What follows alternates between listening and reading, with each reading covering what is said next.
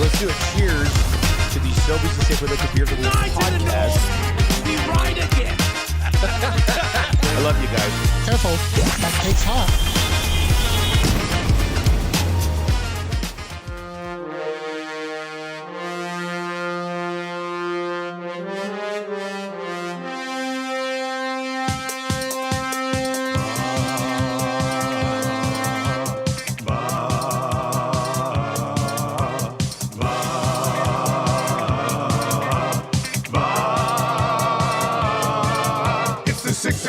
Check-in, come on, let's go.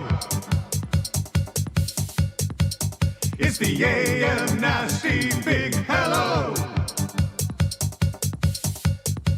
It's about to start the AM radio. It's the Cool Bed Red Hot Nielson Show. Let's go.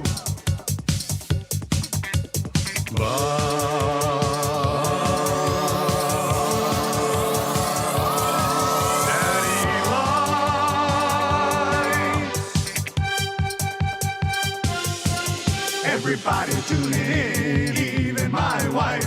Mommy likes too. And those Macramalla intros are cutting like a knife. Hey, it's Mitch texting in, he's your dealer for life. Let's crack a 6 o'clock and lager with some sirloin bites.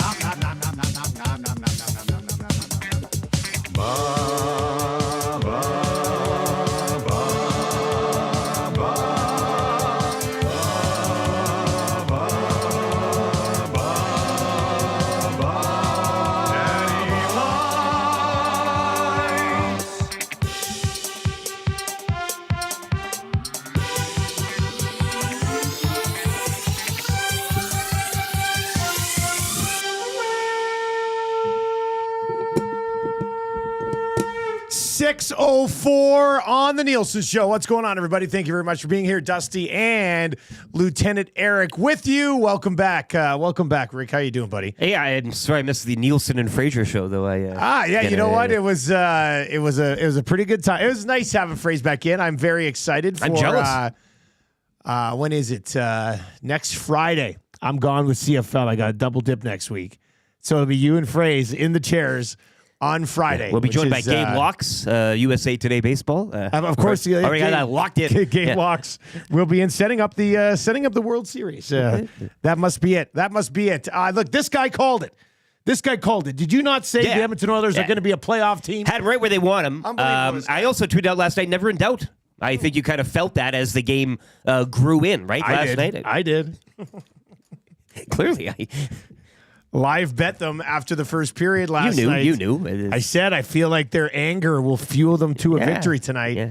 And that's because they were emotionally invested. It's the emotion of the game. This guy said, no doubt. I live bet him at plus 230 and yada, yada, yada. Everybody's having IHOP for breakfast today. Playoff team and Stetcher season, baby. No, only one season. T. Get the name right, for crying out loud. When was your Stetcher season tweet from the original? I've been doing it ever since they acquired him. This guy's a big promoter. What do they call it? They call him when he was a Canuck. They called him the Honey Badger. Yeah, it's. I thought it was a nice tone to set for Stetcher last night to show the rest of the guys on the ice that even if you aren't the biggest dude, you can still stand up for a teammate, which was really nice to see. Even if you don't have an A on your sweater. What? You can do that without an A on your sweater? Unbelievable. So we'll get into that as we continue to work our way through the show. But a conch for the Oilers finally in the win column. Leon Draisaitl. Now, funny story. Leon Draisaitl was named the first star of the hockey game last night, at least on Sportsnet. I don't know if it's different on NHL.com. We'll check out when we get to the morning after show. But I did tweet out, I was like, Leon Draisaitl's the first star of the game. All righty then. And then actually... It's late out east. Yeah, one of the guys who's putting the start, my buddy Dave Moyer, he's, we call him Moisty. He's like the most legendary stats guy in all of Canada. He was working the game last night. You're setting him up pretty bad. He texted me last night. He goes, Dusty, just so you know, it was like a last second thing, and I had to pick the star last night. You know, he had the game winner. He had an assist. God love you, Moisty, but you cannot tell me Leon Draisaitl was the best player on the Oilers last night. I'm glad you gave us the peek behind the curtain because sometimes we take that a little too seriously. But yeah, when it's just kind of in a last-second situation like that, they basically just got to rely on the stats guy. Stats guy looks and goes goal and assist, overtime winner, first star. Yeah. But I mean, Leon Draisaitl.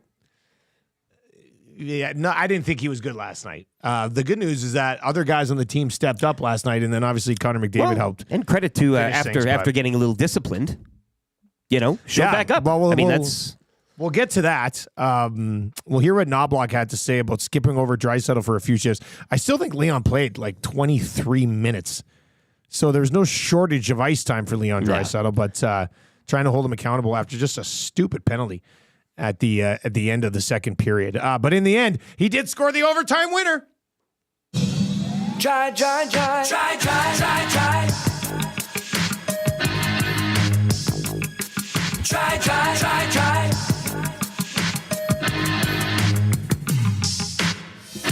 Leon scored a goal tonight. Watching him play is quite a sight. You know this song is tight. Oilers fans, come on. You loved him endlessly since he was drafted number 3. He's a center with a size that was born in Cologne. Try to stop him, you can't do much more. That ain't no lie. You just wanna see him shoot and score. It was try. Gonna make a fool out of you. Probably score a goal and assist on 2. You can't stop him and that ain't no lie. Cause it's try. Don't even try to play him rough. Leon is a German so you know he's tough. His hands are crazy and Aikens loves his eyes. Yeah, it's try. Gonna make a fool out of you. Probably score a goal and assist on 2. You can't stop him and that ain't no lie. Cause it's try. Don't even try to play him rough. Leon is a German so you know he's tough.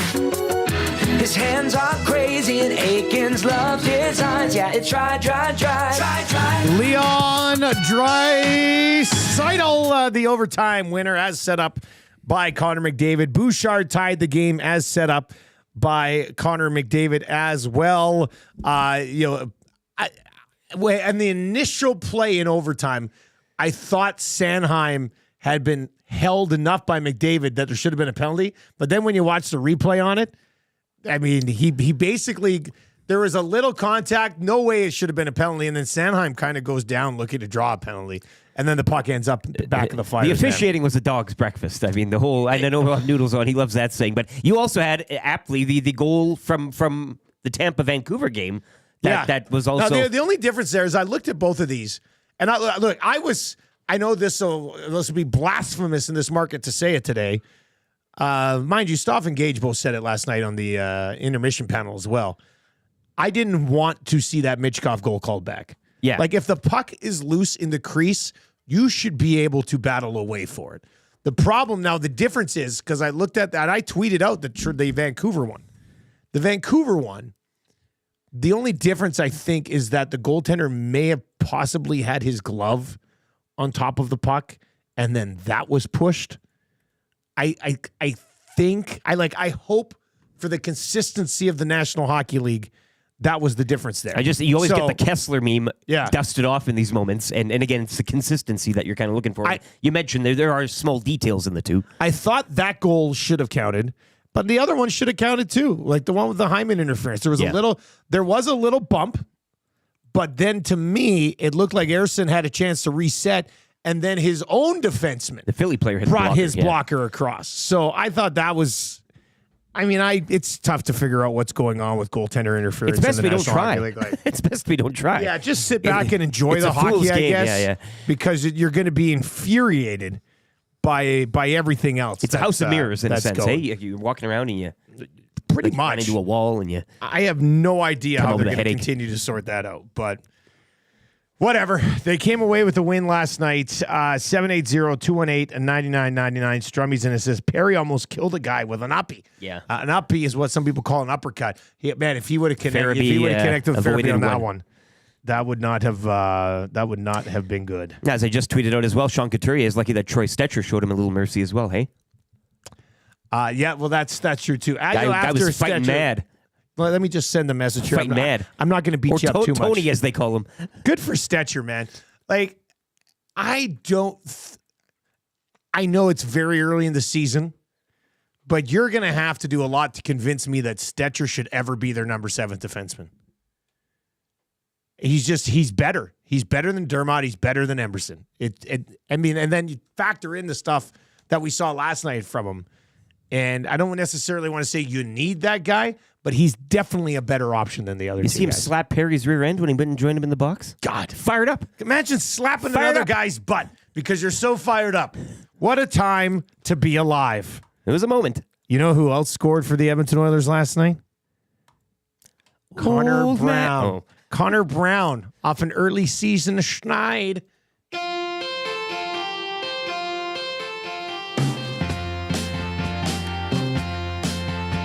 I think we're gonna be glad. I think it's today, yeah. Connor Brown scored last night. His dragon is slain. He's finally off the schneid. He's finally off the schneid. Connor Brown's off of the schneid. It's about fucking time. He's had chances galore, 2-1s and breakaways, yeah. But he could never score, even strength of power play. He's finally off the schneid. He's finally off the schneid. Connor Brown's off of the schneid. It's about fucking time. He got to play McDavid line. He should have scored once, he should have scored twice by now. And got to play alongside Drive. How could he not score? How did he not score? How? He's played on every line, but he's best on PK. Yeah. He could never find the twine till he found his last game. Yeah. He's finally off the schneid. He's finally off the schneid. Connor Brown's off of the schneid. It's about fucking time. It's about fucking time. It's about fucking time. Oh, John T. and Victoria with an absolute classic. Connor Brown's off of the schneid. I got like mixing in some goal songs today. Hey, it's nice to see that after a dub. Third line, a little credit. After Where's a the dub. Rico song? Nice goal. I don't know if that went off a stick or not. I mean, there's a sticker. It doesn't matter. Nope. Doesn't matter how that went They in. were doing the work. Doesn't matter how that went in. The Nielson Show is presented to you by South Fort Chevrolet. Drive a little, save a lot. Did you say save a lot? Who are these guys? Stuart Skinner in the second half of the game? 900. He made some good saves in the second half of that hockey game. Yeah. It's going to be glossed over because overtime winner in fights. But Skinner probably Well, they made didn't 3 lose. or 4 grade A saves, I thought, eye test wise, Yeah. in the second half of that hockey game. Some high volume. With 30 shots against, I think it was. Yeah, 30. So Go see Daniel and his family-friendly team at South Fort Chev. Absolutely chilled, relaxing, purchasing experience. Promise you that. Like, you will not go out to South Fort Chev and be like, guys, you told me it was laid back and it was very high pressure.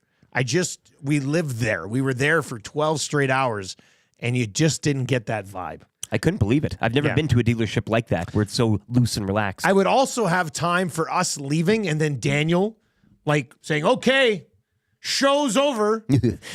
Everybody's working an extra 12 hours throughout the night. Yeah, put you that know? nice latte machine back in the closet. Just a tyrant as soon as we left. Impossible. Nice dude. Great staff. You will enjoy the experience. www.southfortchev.com. You also get an additional $1,000 credit on your trade-in vehicle if you tell them we sent you. You can text us anytime. Paris Jewelers Inbox. 22 locations across 4 provinces. One awesome website. That's www.parisjewelers.com. Let's lay out the show for you today. One of your text messages, and there are a ton of Macramalla intros rolling in today, you sick puppies. Some good ones, too. I don't know how many. I think I've almost saved 30 already kicking around over here. We'll need a whole nother show just to get to them. EST legal analyst and guy who eats a lot of snails because he doesn't like fast food.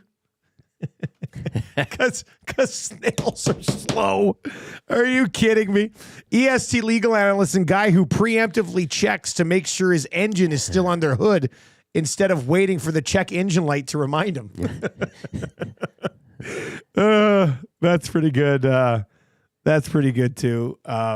EST legal analyst and guy who only objects in court so he can stand to adjust his thong. That comes from David in the darkness. Just picking. EST legal analyst and guy whose response to a bad coffee is always, I'll see you in court. Who said that one? Burglarer. Nice work. One of your text messages today will win the A&W text of the day. What's better than one A&W Mama Burger made with perfectly seasoned grass-fed beef patty topped with pickles, slice of onion, ketchup, mustard, and teen sauce? How about two of them? 2 Mama Burgers, toasted sesame seeds bun for only $9.99. And how about this? I mentioned this yesterday. I had some people texting about it later on.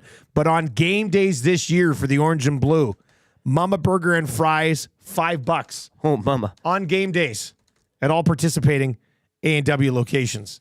Got to be pretty happy with that. Here's the show for you today, and she's jam-packed. I'm not lying.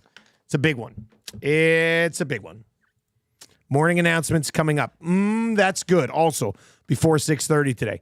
Just after 6:30 today. The morning after show. We will hear what Chris Noblock had to say about benching Leon Draisaitl.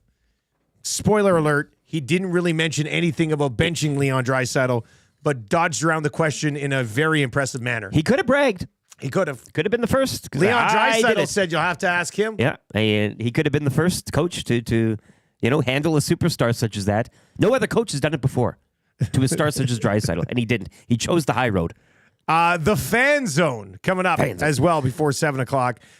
We've asked this for the last 3 games. What's the reason they started 0-3? My follow-up question would be, what's the reason they won last night? I think many of you just go, Stetcher fought somebody, and it got the team going. It could be that Skinner made some really big saves in the second half of the hockey game. Could be that McDavid and Draisaitl showed up for the final 10 minutes of the hockey game.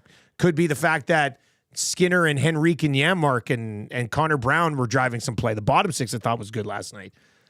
So there's lots of options there. I'm not going to ask, are they back yet? Because it's 1 win and it's in overtime and you have to claw back from behind against a relatively youngish Flyers team. But a win's a win. They'll definitely take it. We'll get into it during the Fan Zone. Jamie Mclennan's going to join us just after 7 o'clock today. We will spin the random NFL wheel for a 3-gamer. What a night last night. EST parlay cashes last night on the Draisaitl overtime winner. We had Oilers to win. We had McDavid 2 points. We had a Draisaitl goal.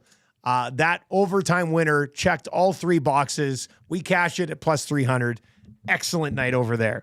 EST flyaway to LA. You're going to want to get in on this. You can qualify 4 times a day on our show, on the Hangout, on EST Afternoons with Hernan Salas and Joaquin Gage, and, of course, on the smash hit Reed Wilkins show. I had somebody else text me yesterday. It was just like, I know this isn't breaking news, but Reed Wilkins is really, really, really good. I said, yes. He's been broadcasting for 30 years. Reed's the best. Well, and his mic placement in the post games has been superb. It's the best. Superb. And his headphones in the post game, it's a real treat. Anyway, the ESC Flyweight LA presented by 780. We'll go there around 725. Free advice today for Damien Bunting. Eric Macramalla, EST legal analyst and guy who shaves his chest so that he always looks like he is wearing a black dress shirt with a white tie.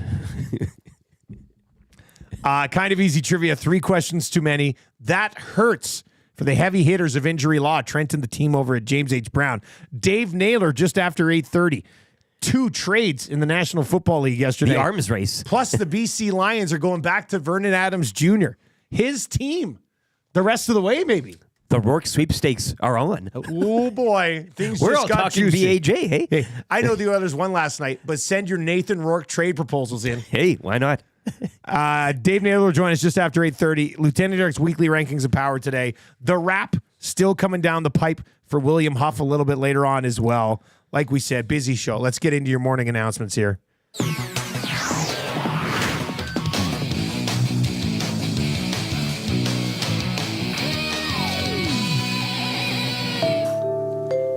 All right, morning announcements brought to you by 100.3 The Bear, Edmonton's best rock, Yukon and McCord every single morning. That's Yukon Jack.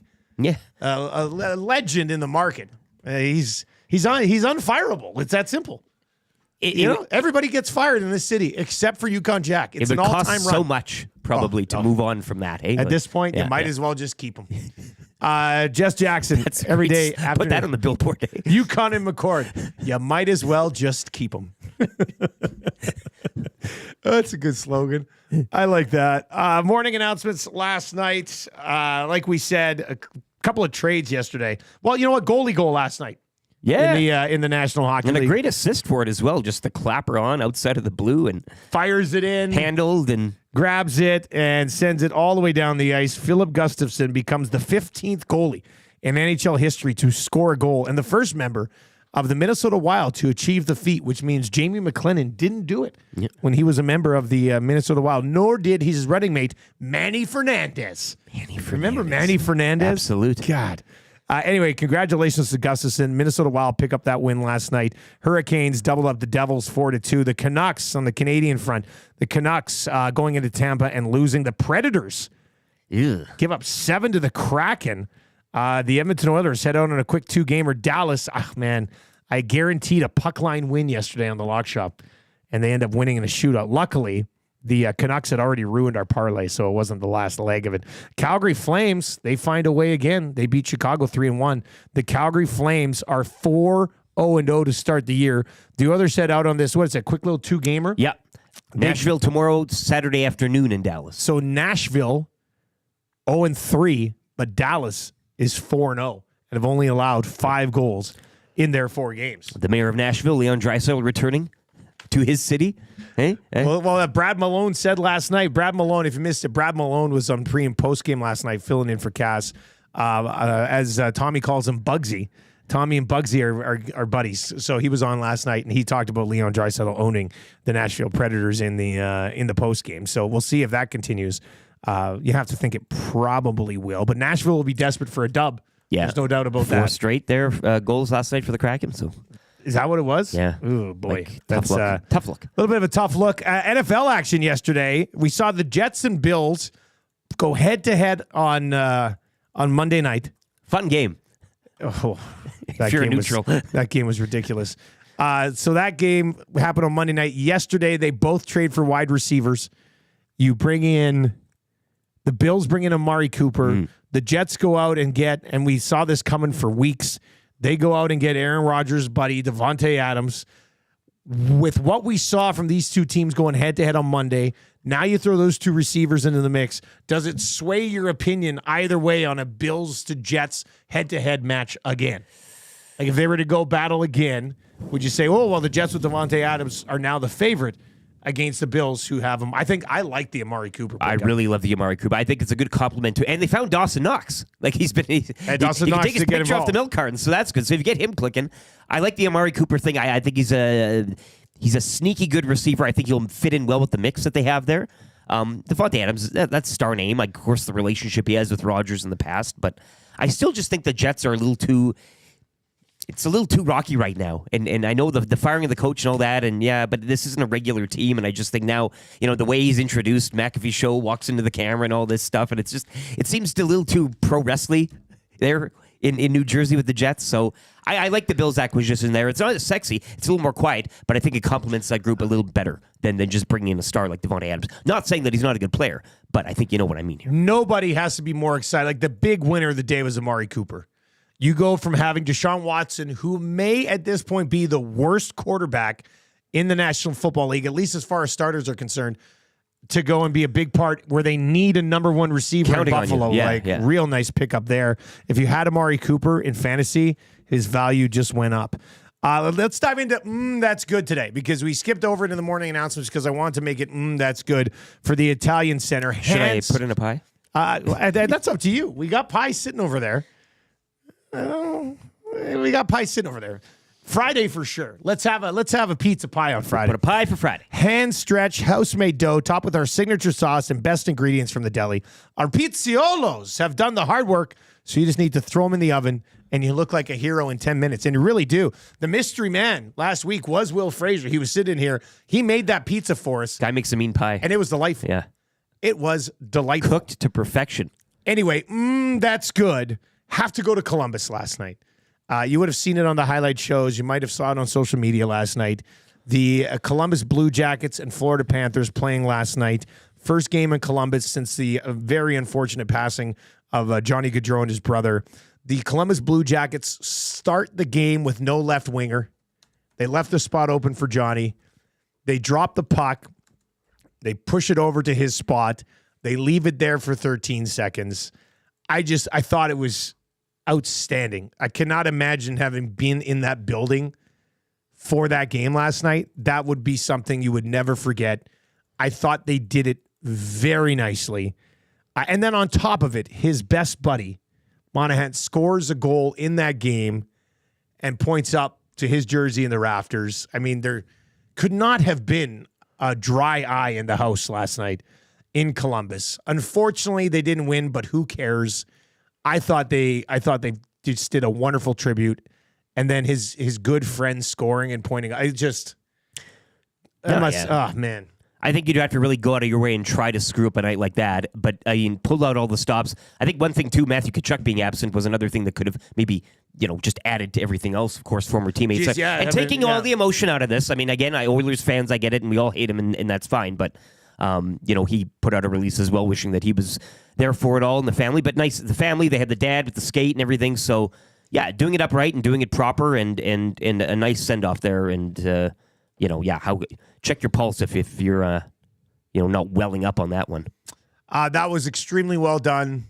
Excellent work from the Columbus Blue Jackets and the Panthers to be involved in the 13 seconds and that off the top. That's good for the Italian center. Well done. Also, I'd like to add Joaquin Gage on the panel last night. Gager's great. He didn't tell any of us yesterday he was going to be on the panel. He just told me he was going to be at the game. I heard his voice. I'm like, is that? Yeah. I sat here with him. Sure did 2 guys yesterday. He's like, oh, yeah, I'm going to be down at the game. Probably see you, Terrence Sandwith, who GS Construction. They sponsor 2 guys and a goalie. And then sure enough, he's sitting next to Gene to open it and then sitting in between Stoff and Gene did a great job, too. Love it. What was his line? And it was good. The second intermission, he said this. Too much Bruce Banner, not enough Hulk with the Edmonton Oilers. And little did we know, Troy Stetcher is the Hulk. That's good. That's real good. That is good. All right, on the way next, we'll have your morning after show. We hear how YouTube Trev dealt with the win last night. Pretty sad guy yesterday after the 3 losses. He's playing hurt, too. He's playing hurt today? I think officially listed as day today. Under the weather? No, I'm not under the weather. I was under the weather over the weekend. You're Thanks, back now. thanks to Zach. UBI, right? But I had dodgeball last night. Oh, no. I think I threw out my arm. I had one of the worst sleeps of my life. Oh, no. I was tossing and turning for what I thought was maybe 30 minutes. And I look, it's 2:30, and I'm like, oh my gosh. So I'm not you're going. a tired guy today. Very tired. Which arm? My right. The one you're up with? Really? Or yeah, this one. Does it hurt? Yes, You very tear your much. rotator cuff playing dodgeball? I don't know, man, but I've never had that pain in my life. It was bad. It was throbbing, but it's okay. It's okay. I'll be And fine. when it happened, it was throbbing? No, Or when- after? when I was watching the game, Yeah. I couldn't get over it. And We got to then- get some ice on that shoulder. Yep. Yeah, hot cool. Yeah. Icy hot back patch. Yeah. You know what I mean? Shaquille, All right, we'll get to Trev's thoughts on the win last night coming up here just after 6:30 as well. The Fan Zone on the way, and the morning after show coming up. What did Chris Noblock have to say when asked about holding Leon Draisaitl possibly somewhat accountable? We'll get into that as we work our way through the show. Right now, let's get to an update. If you were watching the game last night and you were so happy they won that you threw something through your living room window, well, do we have a deal for you? Nisku Glass. They'll take care of that. And also, if you're looking for work, they'll hire you. Eric's got more on that with the update.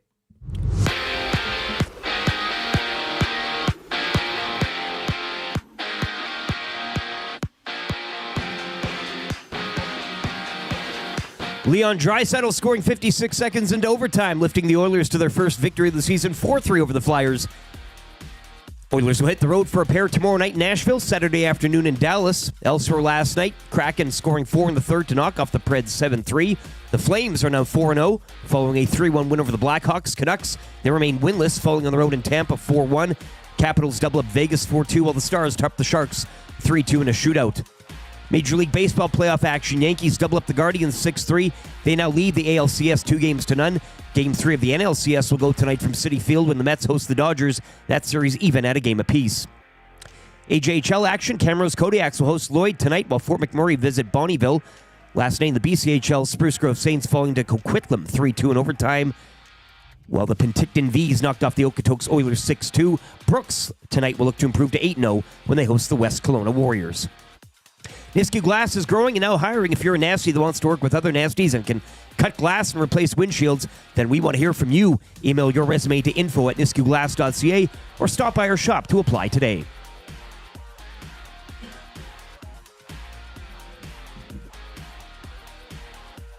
Drop the puck. Let's go, Oilers, let's go.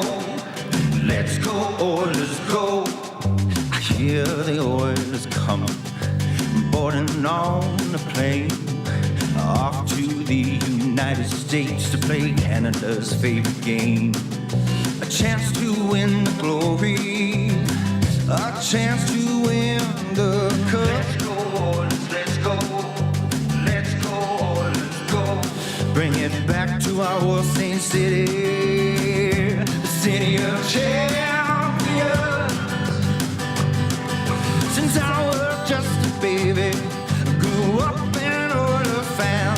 Remember Gretzky in the 80s, seeing 4 rings on just one hand, chasing through the 90s and into the millennium. Let's go, Oilers, let's go. Let's go, Oilers, go. Watch us shooting past kids in Florida. I said, put those Panthers down. Let's go, let's go, Oilers, go. First Kings, Canucks, and the Dallas Stars, all who tried but failed. We got Skinner, rock solid between the pipes, and McDavid, our holy grail. Ekholm on the back end, and don't forget the Bouchard ball.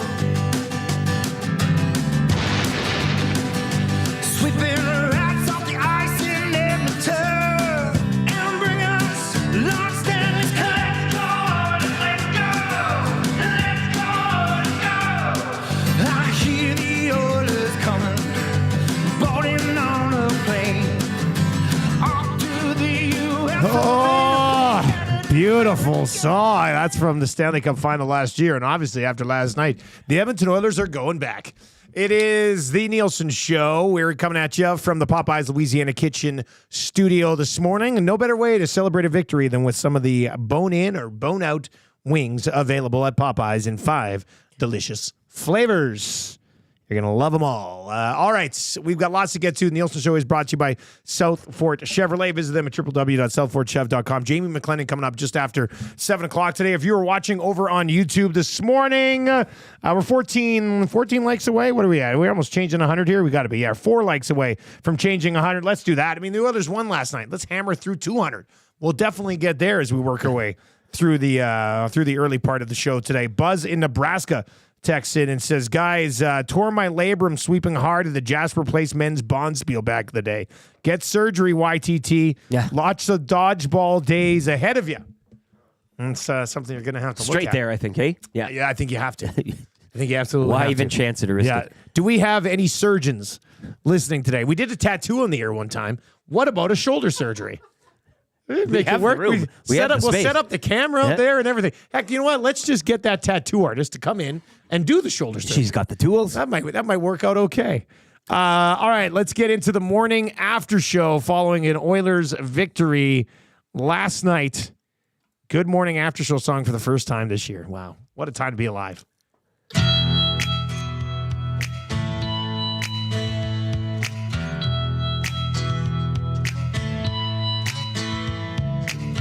There's something happening here. The Oilers look a lot better this year. Another win, put 2 points on the board. Telling me your faith is restored. Painting 100. I think it's time you stop. Listen, here we go. Wake up with the morning after show.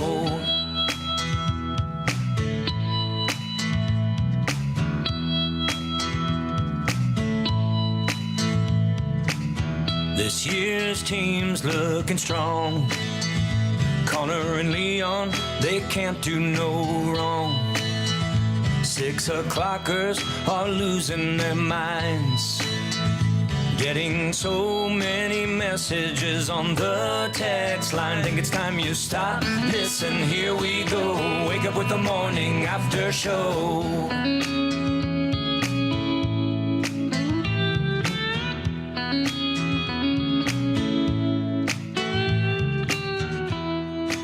God, it's a real nice tune, isn't it? There it is. That's a real nice tune. Good to be back. The Oilers to the win column. Who the hell are you all of a sudden? Wednesdays. You thought we were going to forget this? Never. Send in your Wednesday texts. The unsaltiness makes me choke. That was Couturier after Stitcher kicked his ass in. Couldn't even speak. The Edmonton Oilers go 1-3. Still a very disappointing homestand to start the year. Yeah, well. But at least they salvaged it with the win over Philadelphia last night. Let's dive into this one. Of course, you can text us anytime. Paris Jewelers inbox 780-218-9999.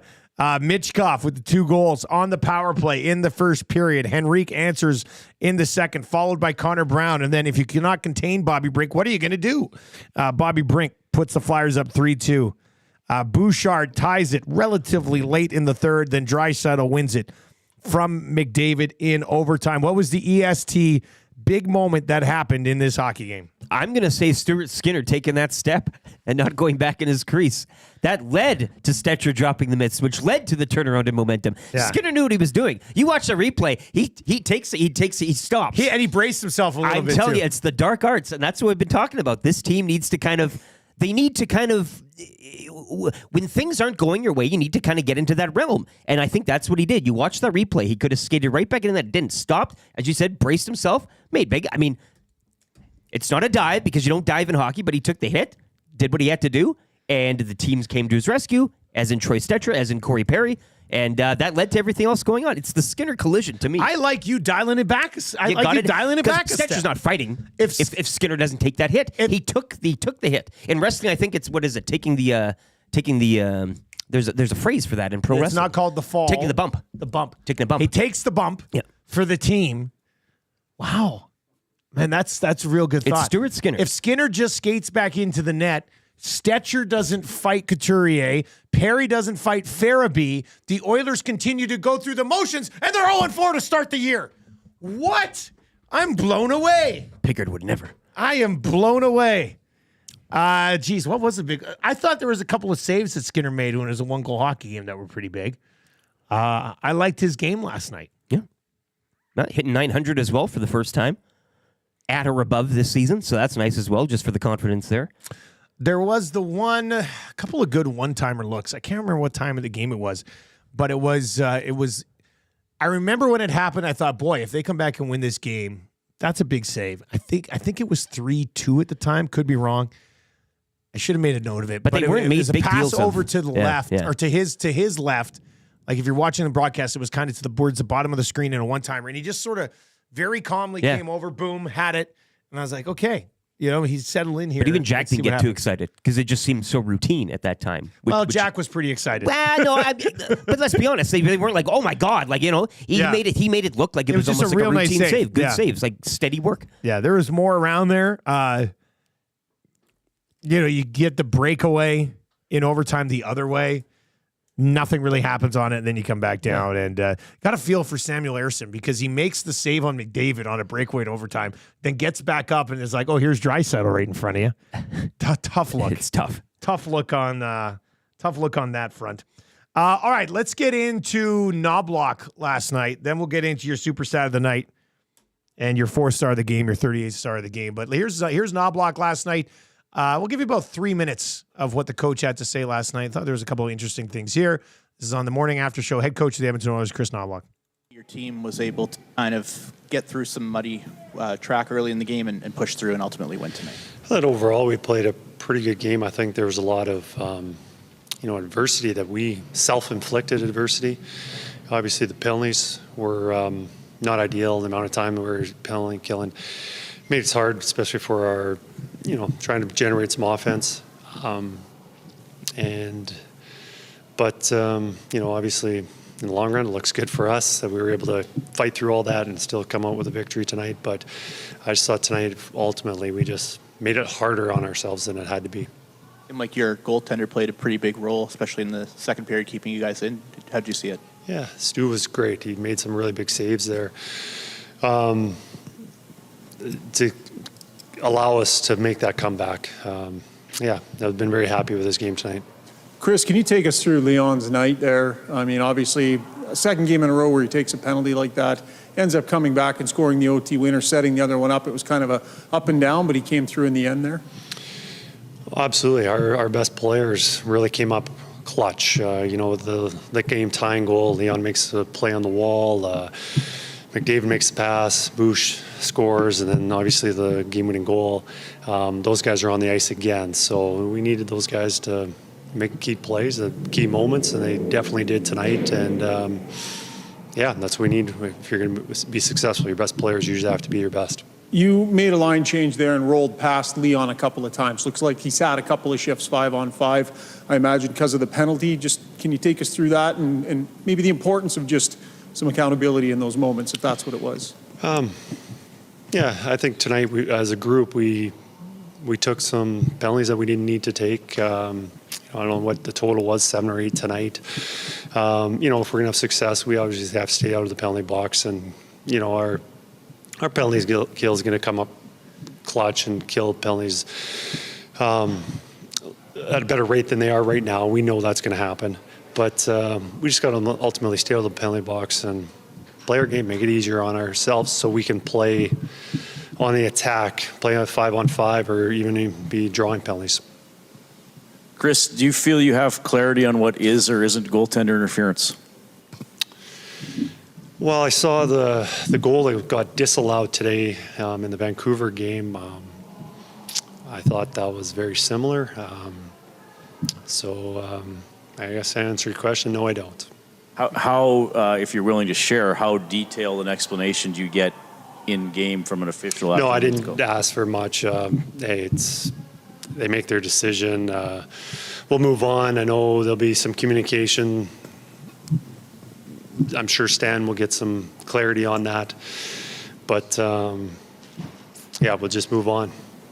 Chris, since your team... All right, there you go. That is Chris Noblock. Did say that he thought they made things harder on themselves than it had to be last night. I would agree with that. Rashog did ask him about Leon Draisaitl missing a couple of shifts.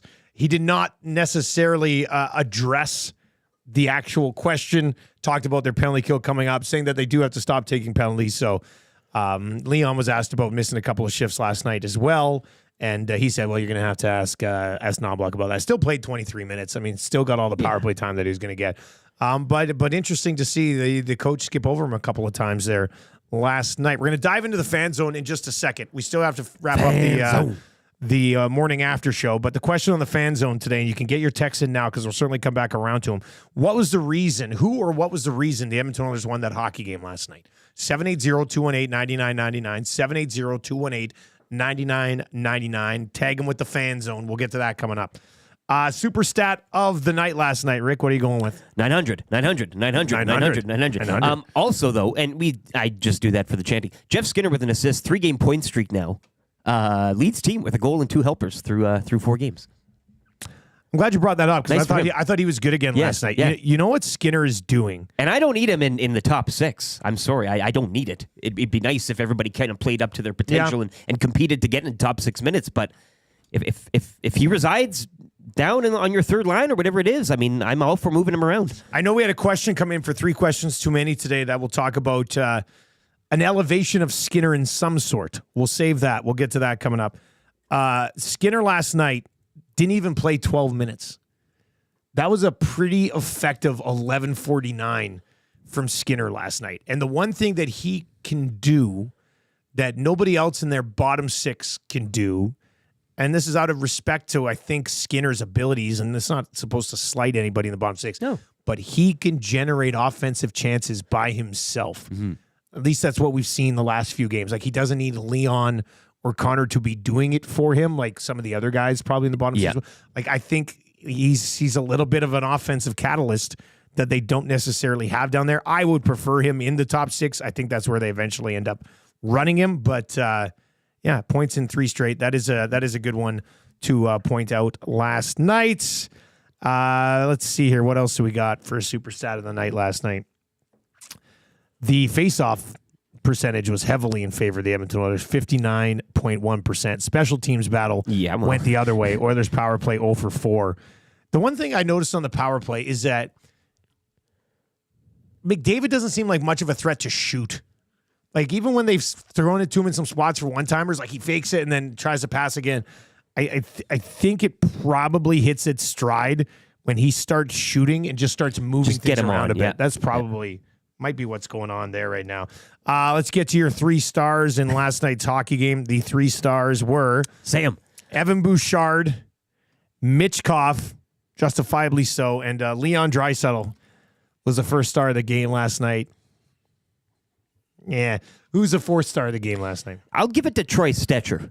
Just for that fight. Look, he's not a guy that you expect to be coming up with points and big time plays and logging minutes every single game. Could have made him for that big moment as well with the fight. So I could put Stuart Skinner there as well. I might put him there as well. The 900. He's finally hit the 900 at or above for the first time this season. You mentioned some key saves, kind of down the stretch, kind of in the middle frame in the third period. So one of Troy Stetcher or Skinner for me, Stuart Skinner that is. With also not, I guess, to Jeff Skinner, as we had the super stat, the 3-game point streak continuing, but I'll give it to Troy Stetcher. I should have had him in the big moment for the fight. I went a little behind that with Stuart Skinner and taking the bump. So I'll give it to Troy Stetcher. I think announcing himself, I think he's a type of guy, and I knew when they acquired him, the type of just kind of the game that he brings, not so much talent-wise, but his attitude and everything such as that. I think, again, turning the game, turning the momentum last night. So I'll give him that 4 star. If you're gonna make Leon the 1st star, I'll give Troy Stetcher the 4th star.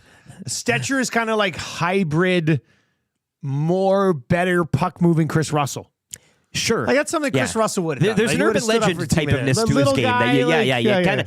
You can't help but kind of get behind. He's bizarro Chris Russell. He's a right shot. Russell was a left shot. Russell was a shot blocker. He's more of a puck mover. The urban cowboy. But they'll both stand up. They'll both stand up for their teammates.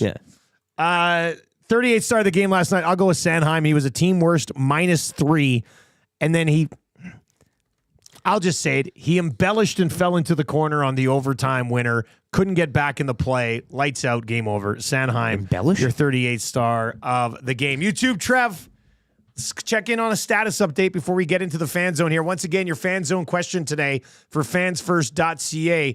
What was the main reason, or who was the main reason the Edmonton Oilers won that game last night? 780-218-9999, 780-218-9999. We will dive into the fan zone coming up here momentarily. But let's bring in YouTube Trev. Trev, you were pretty down in the dumps with the 0-3 start.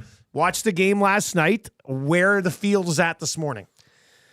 Well, after the first period, after losing in dodgeball for the first time, our multi-sport team has lost in almost 2 seasons. Oh, you are on tilt this morning, buddy. You want a hug? Somebody give you a hug today. I'm very... And then, oh my God. And then I got a headshot, and the guy ducked, and apparently, like... you can't get headshots, but I was arguing with the ref, which I never do, but I was like, he ducked. It wouldn't have hit his head, but he ducked. And so we both got out there, but it's just whatever. So yeah, we lost in dodgeball. So after watching the first period, I'm like, this is ridiculous. What am I watching? It was kind of annoying, just everything. You just knew, like, I don't know, personally, it's just the consistency. We touched on it all, morning, but it's just the fact that I've seen those be called off. I've seen those called off before, right? And of course they weren't. You just knew it was going to be that way. And so it was just frustrating, but it was the first time all season that I can confidently say, like, that was the Oilers brought some intensity, especially in the last little bit of the game, which was nice. And there was that, intensity as well throughout the power play, which was good to see. And you could tell that they wanted this one a lot more than previous games. So it's nice to see them bring it finally. They finally brought it, and it not for the full 60, not even close, but there was a solid 20 minutes where I think they actually brought it, and that's all they needed for their stars to show up. But it wasn't just the stars. And you guys had mentioned Jeff Skinner. I'm really buying into the fact that he was kind of just idling through the preseason. He's like, I'm not taking any risks. I haven't played a freaking playoff game my whole career. I'm going to do the bare minimum just to get a roster spot, which was obviously a given. And you're seeing just substantial growth in his game the last few games, and it's just nice to see. Like Dusty said, he can produce offense. He doesn't really need much. And you saw it. There's a few plays that he made. Him and Henrique, do they have connection there? I might like to see that again with Connor Brown, because that was a quick goal. That goal looked like that they had been playing, so they had several shifts or several he games provides together. something that Janmark doesn't to that line. No, exactly. Right? There's a lot natural more scoring offensive touch. instinct. Yeah, absolutely. So, I wanted to touch on Jeff Skinner. I'm going to be watching him very closely, as I think, as should all Oilers fans, because he's been fun to watch. He really has been. And then Troy Stetcher. I mean, I'm sorry to repeat what you guys have. I had this all written down. I'm like, oh, these guys are the boys are hitting on everything that I wanted to touch on. But I've been big on Troy Stetcher ever since they got him, ever since they acquired him last trade deadline, I guess. And this is exactly what you're going to be getting from him. I'm blown away, and I was just questioning the decision as to why he didn't start the season. There's nothing that I saw from preseason that I was Dermott overplayed him or outplayed him, and or Emberson. So Troy Stetcher, he is in, and he should be in.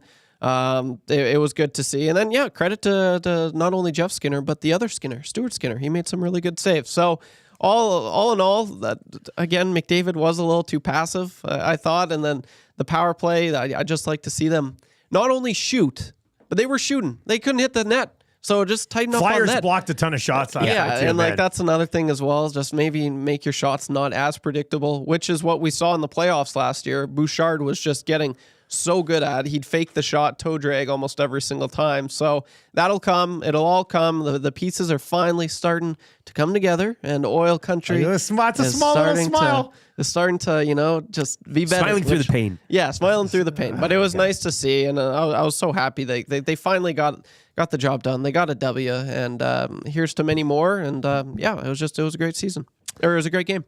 Jason the pharmacist is in and says, Trev, to the dodgeball team doctor when he comes to check out his shoulder.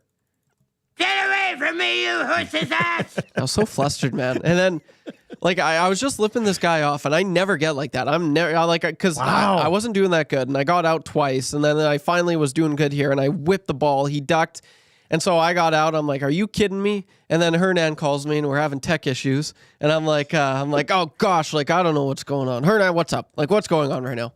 But it was all What good. were the tech issues last night? Or it wasn't tech. It was just we were having a hard time running video through. So I said, just delete the whole file, bring it in, rename it, and then you'll be good. Classic mix-up. All right. Well, good night for Trev. Let's dive into the fan zone for Fans First. .ca. By fans, for fans, no fees. Best damn place to get your tickets for when the Oilers return after this 2-game road trip. www.fansfirst.ca. Like we mentioned, by fans, for fans, no fees. Those of you who have already used the service, you know what we're talking about. It's very well done. If you haven't yet, you are missing out. Get the games tickets at a cheaper price. Simple as that. All right, we were asking a little bit earlier on the fan zone today. Who or what is the reason the Edmonton Oilers won that hockey game last night? There's lots of different places you could go. You could go with the Stetcher fight, followed by the Corey Perry fight, which finally got a little bit of emotion into that game. They were down 2-0. They did tie it at 2. Then they had to tie it again at 3-2. You could point to Skinner making some pretty good saves. You could point to the bottom 6 really sort of being the group that got them back into that hockey game, while McDavid and Draisaitl just didn't seem to have it for the first 2 periods and a bit in that game. Or you could simply just look at it and go, well, McDavid set up Bouchard to tie, and then McDavid set up Draisaitl to win it. I mean, you want to say that, you can say that. 780-218-9999, 780-218-9999. And remember, hit us up with the Fan Zone hashtag or exclamation point on it. G from South YEG says, the Oilers won because of Gager's all banner, no Hulk comment in the second intermission. The Hulk came out for the Oilers in the third. I feel like Gager, when he comes in today, we should give him a standing ovation when he comes into work today. Oh, yeah. Okay? All Hulk in the third. Hope he comes in with green paint on or something like that. Eh? Really put an exclamation point on it. Burglar is in and says, guys, Connor Brown, an early bright spot. He was pretty good last night as well. Millwood's Matt in the Fan Zone today says, guys, you need to say a prayer for Zach Hyman's manhood after taking a Bouchard one-timer off the pills. Save Fan that. Zone. Save that. This is not That Hurts. That Hurts is coming up in hour number 3. And yeah, that's highlighted. That is highlighted. Let's see here. 780-218-9999. 780-218-9999. What was the main reason the Edmonton Oilers won that hockey game last night? Penner's Pancakes over on the Nasty Chat says Skinner, Henrique, and Brown line was very noticeable last night. Easy E is asking, hey, what's the report on Emerson from last night? Skates well. I think they dialed him back a bit in the third period. There's a few times I noticed that Nurse was out with Kulak or they mixed. So I think, I didn't look into the shifts, but off the top of my head, I do believe they probably limited his ice time in the third. I could be wrong. Somebody can go look that up. An unsigned text here says, at this point, would it make sense to bring up Josh Brown to sit in the press box as the 7 and send Emerson down so he can play top minutes in the AHL for a while? Fan Zone. I mean, I don't care really. Stetcher should probably be your number 4 until somebody else is acquired, and then Dermott and Emerson. Like, Emerson does move well. He skates very well. It's just like he looks like a guy who's played 33 games in the National Hockey League. But that's what he is. So be patient with him. Let's see what ends up happening. Saskatoon Muncher is in and says, guys, Stetcher is the reason that we won that game. Ooh, Tommy's going to hate him. He said we. Stetcher is the reason we won that game. When the Oilers hoist Lord Stanley this spring, he may just get the handoff from McDavid. Hashtag the Fan Zone. Bonnie Doon Ron says, reason they won is that I turned off my TV after the second period. Winky face. Gager's jacket looked like it was ready to Hulk out on the panel. That comes from Scott on a hotel balcony in Beaumont. How about Jason Leduc? The Oilers won the game last night because of one word, desire. And he caps locked desire. Oh, I mean, that's a desire. They finally played like they wanted to be there. Maybe the moping has stopped. Well, let's see how it goes on the road. Yes. Because it wasn't a great start last night. What were the shots at one point? Yeah, Was it not like 9-3 right? for Yeah. Philly and they were Yeah. down? Now, penalties, power plays, all that stuff. Challenge, yeah. Challenge. We'll get to That's that. a tough start, actually. Reed Wilkins had a great tweet last night. And maybe we get into this with Jamie Mclennan, who's going to join us coming up for Pro-Am Sports just after 7 o'clock. But I retweeted it somewhere today. Here it is. Yeah, Reed, last night. Reed Wilkins show every single day, right here. The only place you're going to get the good Reed Wilkins is right here on Edmonton Sports Talk. No consistency. Get rid of video review for goaltending, I think he meant, except for checking if the puck crossed the line. It's making things less clear. And I agree. Use video review on goals to see if the puck crossed the line. But as far as goaltender interference goes, just have the officials on the ice call it and you suck it up and deal with the call. I mean, the NHL has opened up a can of worms here on just Oilers games this year. We're not even looking at the rest of the league. So that's amen, Reed. I fully agree with you on that one. All right, a conch for a nice tweet from Reed.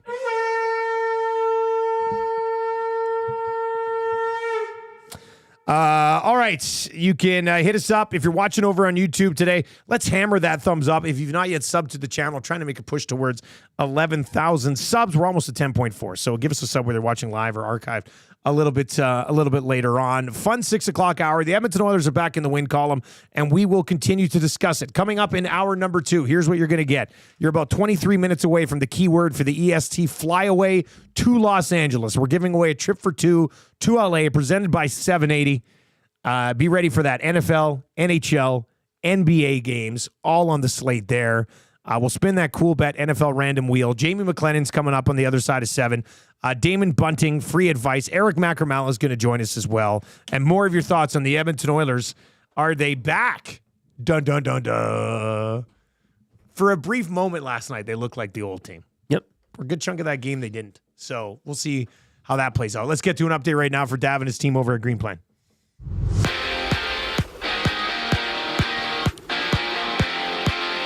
Oilers win number 1 of the season in overtime. 4-3 over the Flyers. Leon Draisaitl scoring 56 seconds into the added frame. The Oilers will hit the road for a pair tomorrow night in Nashville and Saturday afternoon in Dallas. Other action last night saw the Kraken score 4 in the third, knocking off the Preds 7-3. Flames are now 4-0 with a 3-1 win over the Blackhawks. Canucks remain winless. They fall on the road in Tampa 4-1. Capitals double up the Golden Knights 4-2, and the Stars, they top the Sharks 3-2 in a shootout. Major League Baseball playoff action. Yankees double up the Guardians 6-3. They now lead the ALCS 2-0. Game 3 of the NLCS, that goes tonight from Citi Field when the Mets host the Dodgers. That series even at a game apiece. Back over to hockey, AJHL action. Camrose Kodiaks host Lloyd tonight, while Fort McMurray will visit the Bonneville Pontiacs. BCHL, Spruce Grove Saints falling to Coquitlam 3-2 in overtime, while the Penticton V's skated to a 6-2 win over Okotoks. Brooks tonight will look to improve to 8-0 when they host the West Kelowna Warriors.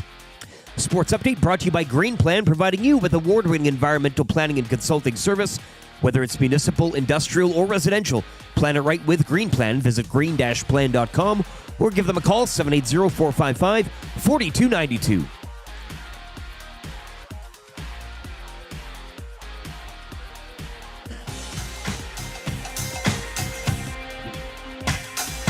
What say you?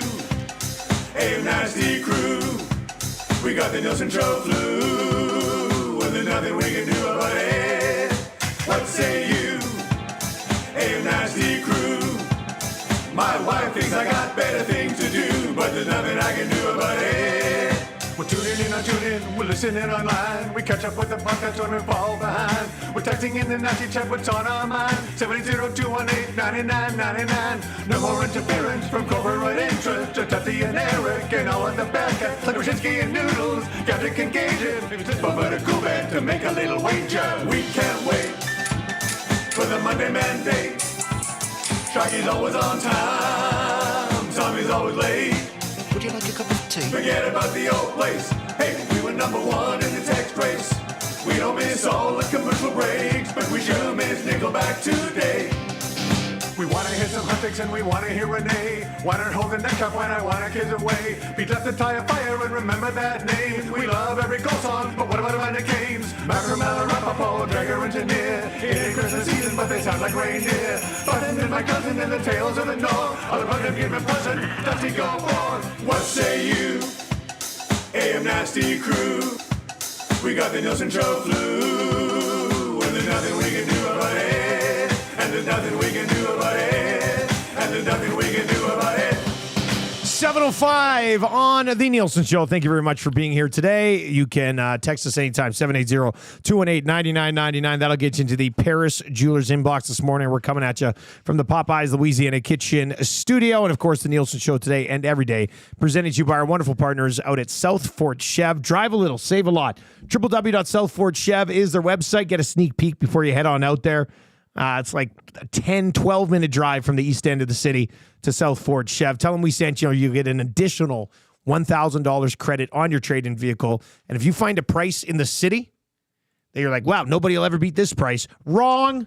South Fort Chev will beat that price. So head on out, see Daniel's team at South Fort Chev, and they will give you the best possible deal that you could ever hope for. If you're watching on YouTube today, hammer the thumbs up, sub to the channel, and of course, we'll get to more of your text messages coming up here in hour number 2. Jamie Mclennan is going to join us right away for Pro-Am Sports. We'll get to our cool bet segment today, spin that random NFL wheel, and the keyword in about 20 minutes for the EST flyaway to Los Angeles. Your text messages have been good. Taco sends this one in and just says, guys, did we get away with a non-call in overtime? Let's not be homers for a minute. If the tables were turned and McDavid went down in the corner like that, Oilers fans would be losing their minds and demanding a penalty. I'm glad we won, but I'm surprised we didn't get a penalty after that play, especially with the way things were being called in that game. That's it from Taco. Taco, let me throw this your way. As I was watching that last night, when it happened, as the puck was heading up the ice the other way, I was thinking, okay, they got away with one. When you watch it on the replay, I think it was actually called correctly.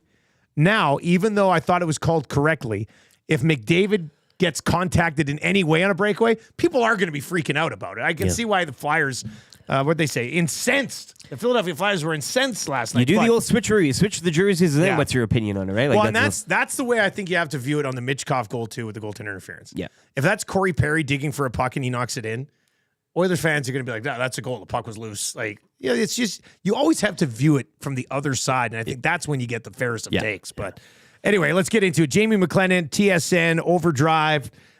He joins us every single Wednesday. Brought to you by Pro-Am Sports, your locally owned sports memorabilia and apparel specialists. Let Pro-Am help you with your team fundraiser. No risk auction and raffle items. The no risk auction and raffle items. Visit them in store for all the details. Located in Edmonton, on the corner of St. Albert Trail, 128th Ave, and at proamsports.ca. Also, the private signing deadline with Ryan Nugent-Hopkins is today at 5 o'clock. So you're going to want to take advantage of that. proamsports.ca, private signing with the Nuge. The deadline for items is today. All right, let's bring in Jamie Mclennan this morning. Noodles, do Oilers win? There's a lot to discuss from the hockey game last night. But let's just ask you a question we were asking everybody today. What do you think was the number one reason they ended up coming out on top last night? Who or what drove that team to a victory? I think their depth actually did, and the fact that Noblock, made Draisaitl miss a couple rotations. I thought that was huge because, it provided a little bit of accountability. I would say, I thought they deserved that win, and it is. I thought they were quiet early on, but they had some chances, and you hit some posts. What was it? 3 posts. Hyman's in alone, or in tight. He gets stopped. To me, they generated enough, but their top players haven't played well. Yeah. To a man. I mean, Ekholm doesn't look very good. Bouchard looks out to lunch. They score the goals near the end. I thought they got going. McDavid, Draisaitl, Hyman, they're not sharp. They look like they're still in summer mode. So to me, the bottom of their roster has helped drag them up a little bit. And you could argue that Corey Perry fight maybe got them going a little bit too, because that got some life in the building. But it was a weird night. I didn't think the refs particularly had a strong night. I'm a big ref guy. I love the refs, but I thought there were some soft calls on both sides. Was it a missed call in overtime? I kind of thought, I didn't think the Draisaitl cross check. I mean, it's a cross check, but to me, there was some stuff where you probably could have let it go. But when you hand out 7 penalties to the Oilers, they were probably going to get a favorable bounce or non-call at some point. So there was a lot, but I guess your TSN or your turning point might have been the fight. But I still don't think the big boys are playing well enough. They're not very sharp right now. Yeah, I would agree with you. The back-to-back tilts really got them into the emotion that we hadn't seen. Skinner gets run, took the bump, raced himself, took some contact. Stetcher fights Couturier right off the face-off. Corey Perry drops the mitts with Farabee. And the whole building, I think, I was watching at home last night. We went to the corn maze, and more on that later. But the building looked like it kind of got rocking at that point. But let's talk a little bit about, so Draisaitl takes a penalty. He had a bad penalty last game. Their big guys had not been going. I fully agree with you. And I think it's important to say that, the depth really got them back into that hockey game and got them going. What does it do early in the season when Noblock does sit a guy from that leadership group just for a couple of shifts? Had him right back out there on the power play, ran with him the rest of the game. Draisaitl still played like 23 minutes, but took an opportunity. Leon was asked about it after the game, and he said, well, you have to ask him about it. And then Noblock just kind of talked about how, as a team, they can't be taking penalties, but little bit of message sending right there, right? It is. I mean, Noblock doesn't have to come out and say, I did this because of this. All he did is he sent a message, and the message is within that bench. It's within that room. And, I'll say this, like, Chris Noblock, he's a guy who's very poised behind the bench. Regardless of what's going on, he just kind of rolls with it. I thought they missed an opportunity to challenge that non-goal, the goalie interference, because Hyman goes through and he touches him, but it's actually the Philadelphia defenseman that hits the blocker. More of the contact, yes, 100%. I would have challenged that personally. I thought that was a miss.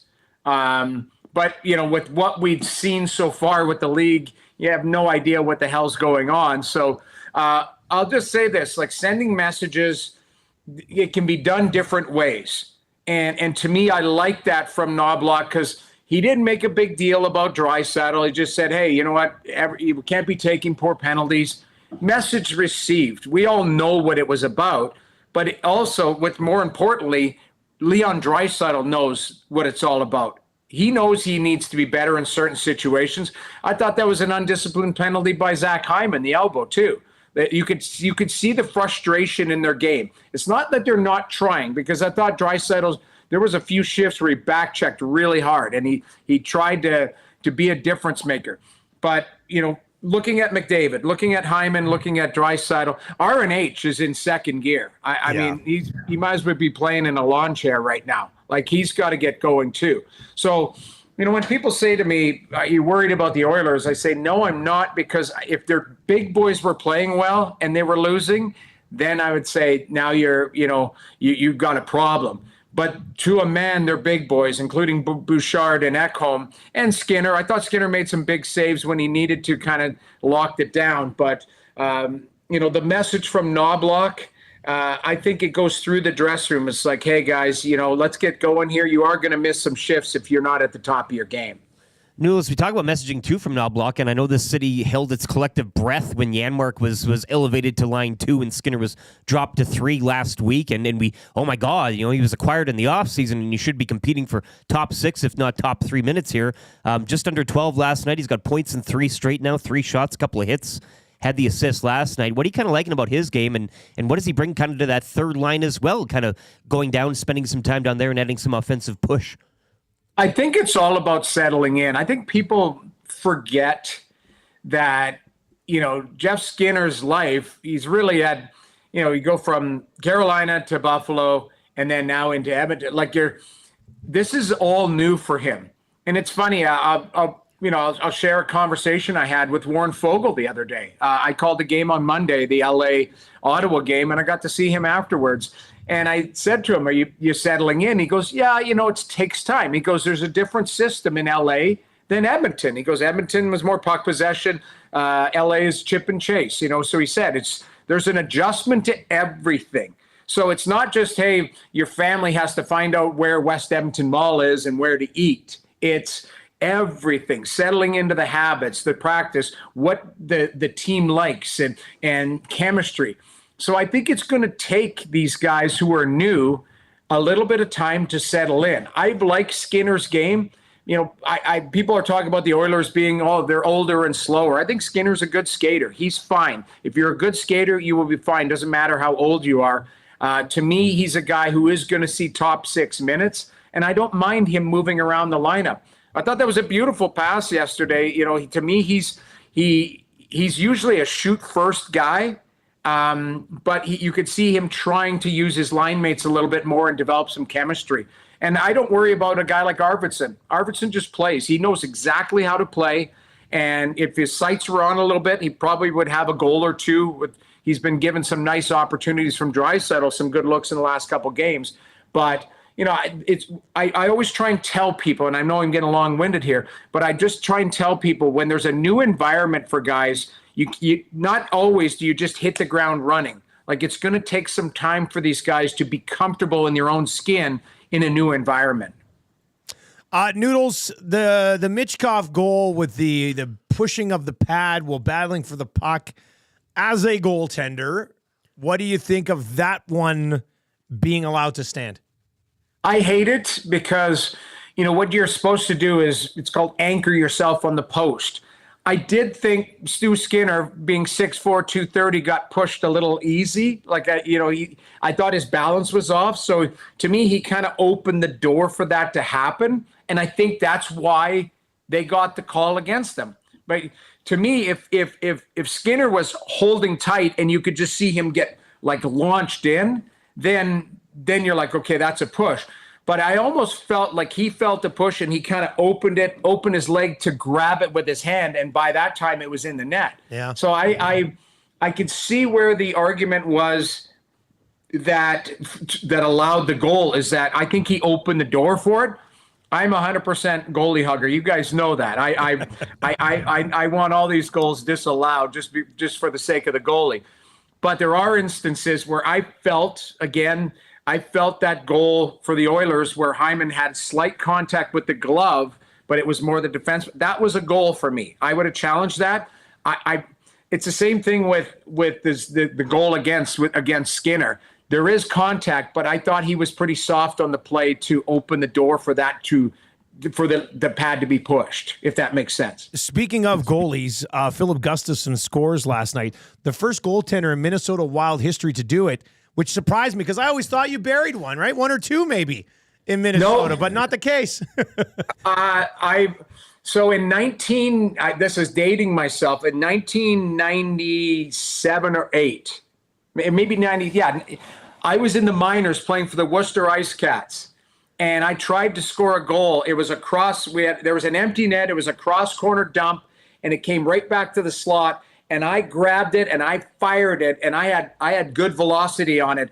But my defenseman was skating backwards and turned into it, and I hit him right between the eyes with the puck. His name was Jamie Rivers. Jamie Rivers, yes. Yeah. So I gave Riv 6 stitches between the eyes, and the worst part is he was bumbling around. There was blood everywhere, and we were still defending. It was an empty net, so he was trying to block shots. I felt so bad. I never went for an empty netter ever again. I wasn't a guy who handled the puck very well, but I thought, okay, to hell with this. We got a 2-goal lead. I'm going to fire it right down the pike, and I hit him right between the eyes. Now, the silver lining for Rib is he got called up after the game. So he got 6 stitches, and he got a call up after the game. So, it was a tough play. But watching that Gustafson goal, that was a legit goal. Just like the Allmark goal a couple of years ago. These goalies are putting it down. They're firing it into the net. Yeah, he got a lot on that one. That was good. We can't let you go without talking about the tribute last night to Johnny Gaudreau in the Columbus, Florida game. Just extremely well done. I thought that was terrific. I watched it. You know what? I knew Johnny not like my friends in Calgary knew him, but we stayed in touch. We texted a little bit here and there. Every time I saw him, it was always a conversation. I got to spend some time with him at the All-Star game in Nashville. What a wonderful person. Matthew, I'd only met a few times, but I have one of my best friends, the godfather of my son, is really close with the family. And every time I talk about it or see it, even last night, I was emotional, goosebumps emotional. Yeah. I can't imagine the emotion going through Sean Monahan, who was so close with Johnny. And he scores the goal last night and points to the banner. It was so well done. The Florida Panthers showed a lot of class showing up with the Gatorade and the Skittles and stuff. I was sad that Matthew Tkachuk couldn't make it because Matthew was close with him. But such a devastating story on so many levels for the families. But really well done by the Blue Jackets and the Panthers and the league. You know what? The league is hurting because everybody had a piece of Johnny Gaudreau. That's how popular he was with his teammates and throughout the league. So it's, you know what? It'll be the year of Johnny and the year of Matthew and the year of the Gaudreaus. But it was certainly emotional last night. Well said, Noodles. We'll catch up next week, man.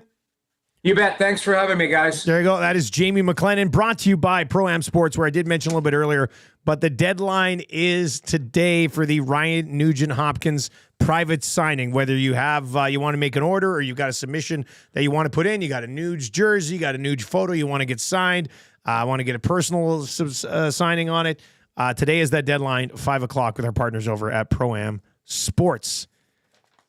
All right, good conversation there with Jamie. Like I said earlier, I thought both of the goals last night that were controversial should have been goals. The one with Hyman in front should have been a goal, and the battling for the loose puck, as Noodle said, and Noodles and Gager, both goalies, huge members of the goalie union, like they both said, that's a goal. I just think you're playing with too much fire. If, like, all of a sudden, if you go in to battle any loose puck and there's any sort of contact with a goaltender who's also trying to corral the puck, it's just going to be they got to be careful. He was scared they're going to take his card last night. I think the comparison to NFL quarterbacks was made for goalies. So Gager was stepping out of his comfort zone for sure. Yeah, that's a really good point. 780-218-9999, 780-218-9999 is where you can get in today. And we'll get to a few more of your text messages. Trevor, can we let that NFL wheel ready? We're going to do the NFL wheel here for our partners over at CoolBet, where if you were riding with us yesterday on the EST parlay, we did hit. It was extremely well done. Huge shout out to McDavid and Draisaitl for combining on the overtime winner. Cha-ching. We needed McDavid 2 points. Check that box with that goal. We needed a Draisaitl goal. Check the box with that goal. And we needed the Oilers to win on the money line. Check the box with that overtime winner. That was good. And then if you're following me on Twitter, live bet the Oilers after the first period last night. Just kind of had that feeling that they were going to get fired up enough to come back and win that game, get emotionally invested in at some point. I thought it would have happened sooner than Stetcher dropping the gloves to stand up for his goaltender, but whatever. They got it done, so hopefully you're riding with us on that one as well. We like to do this on Wednesdays. It is the random online NFL wheel to give us a 3-game parlay for the week. So let's do this. There are a few teams on bye. So if it comes up with a team on a bye, we'll spin it again. All right, boys, let's spin that wheel. Here we go. Give us some good games this week. Let's go. What do we got? That would be the Cowboys. Dallas Cowboys. They get the. Are they in a bye this week? They're in a bye this week. Spin it again. Spin it again. Whew. Spin. Okay. I saw them playing the Giants. So you go. Spin that wheel.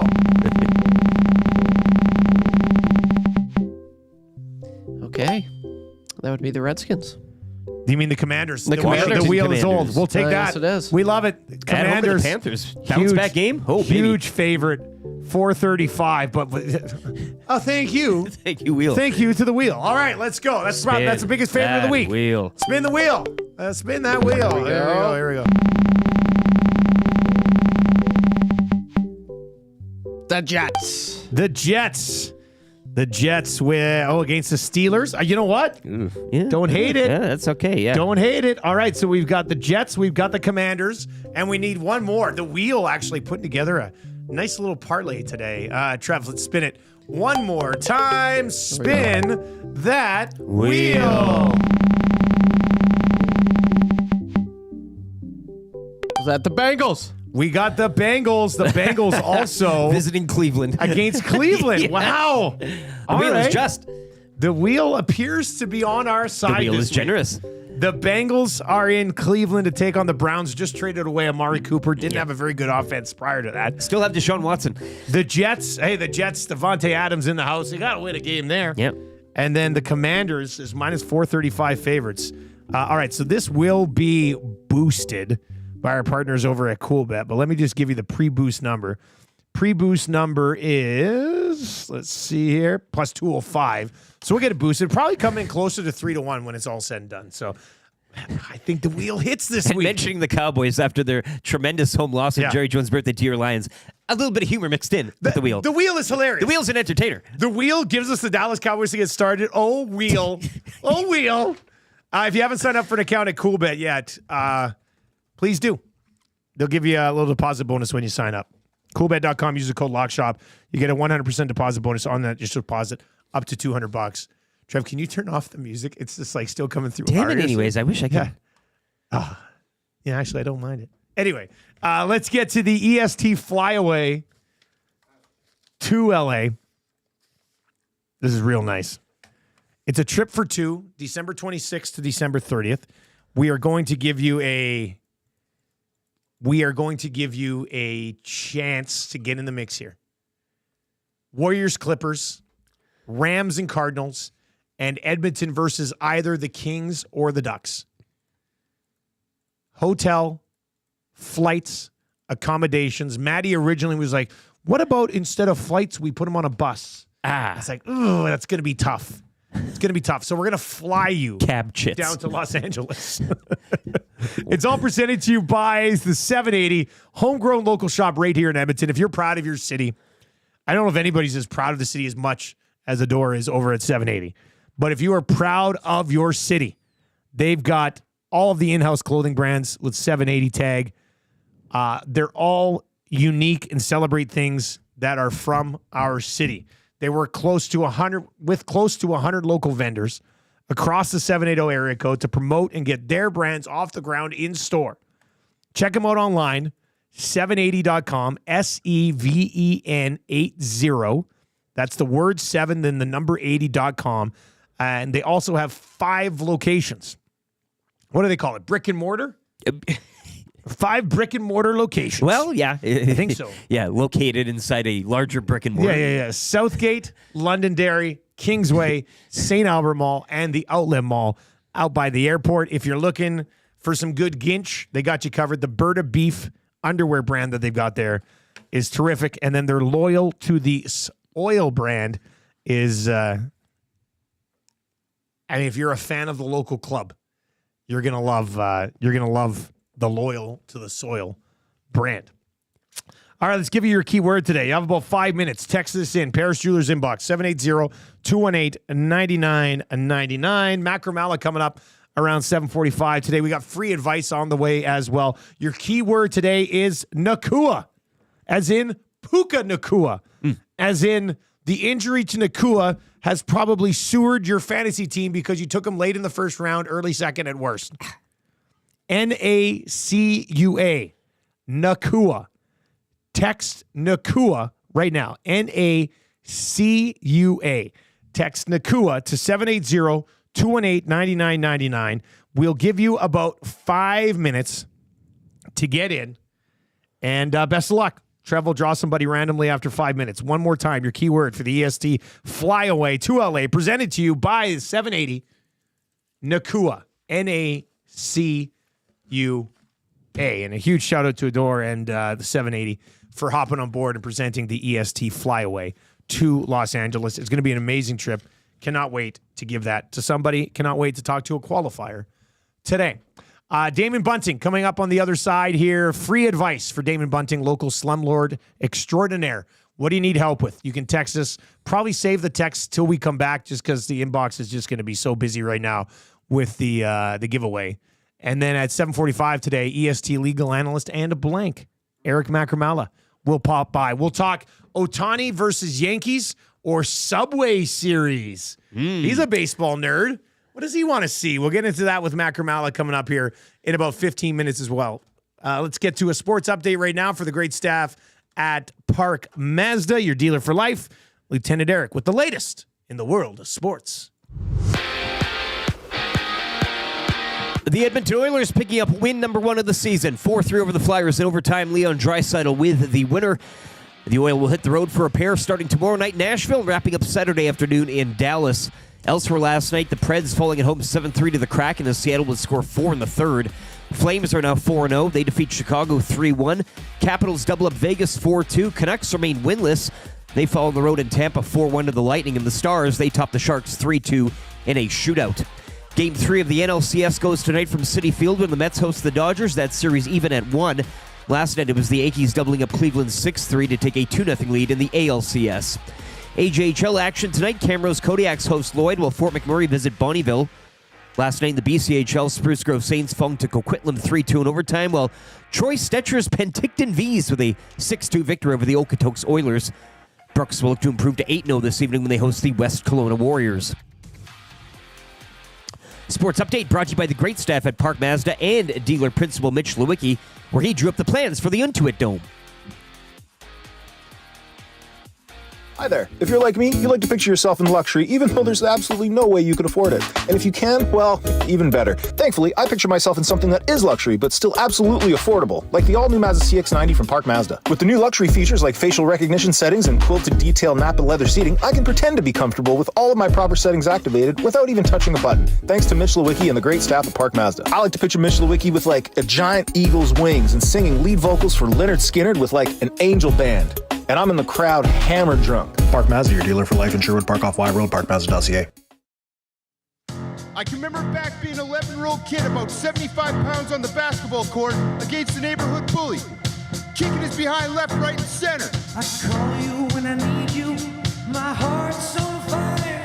When it was all said and done, he was a little upset, so he punched me in the mouth.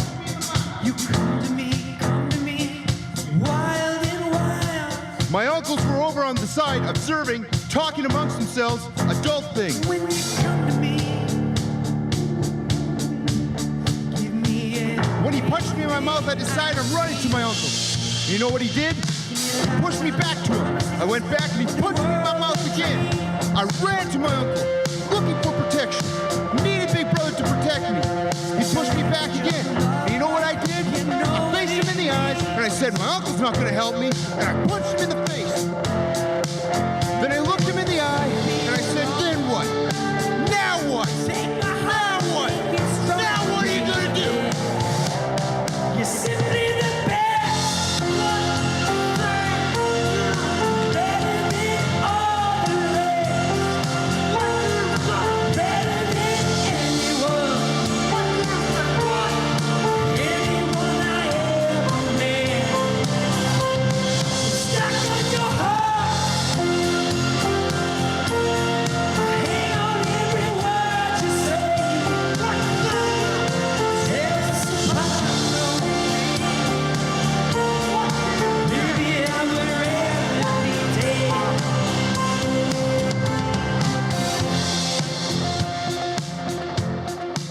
Kavis Reed pump-up song from Whale and the Wolf. Gotta love that. Maddie's going to have tickets to the GetFest show on the What? Hangout today. Really? And it looks like we have a pair to give away tomorrow. So that's great news.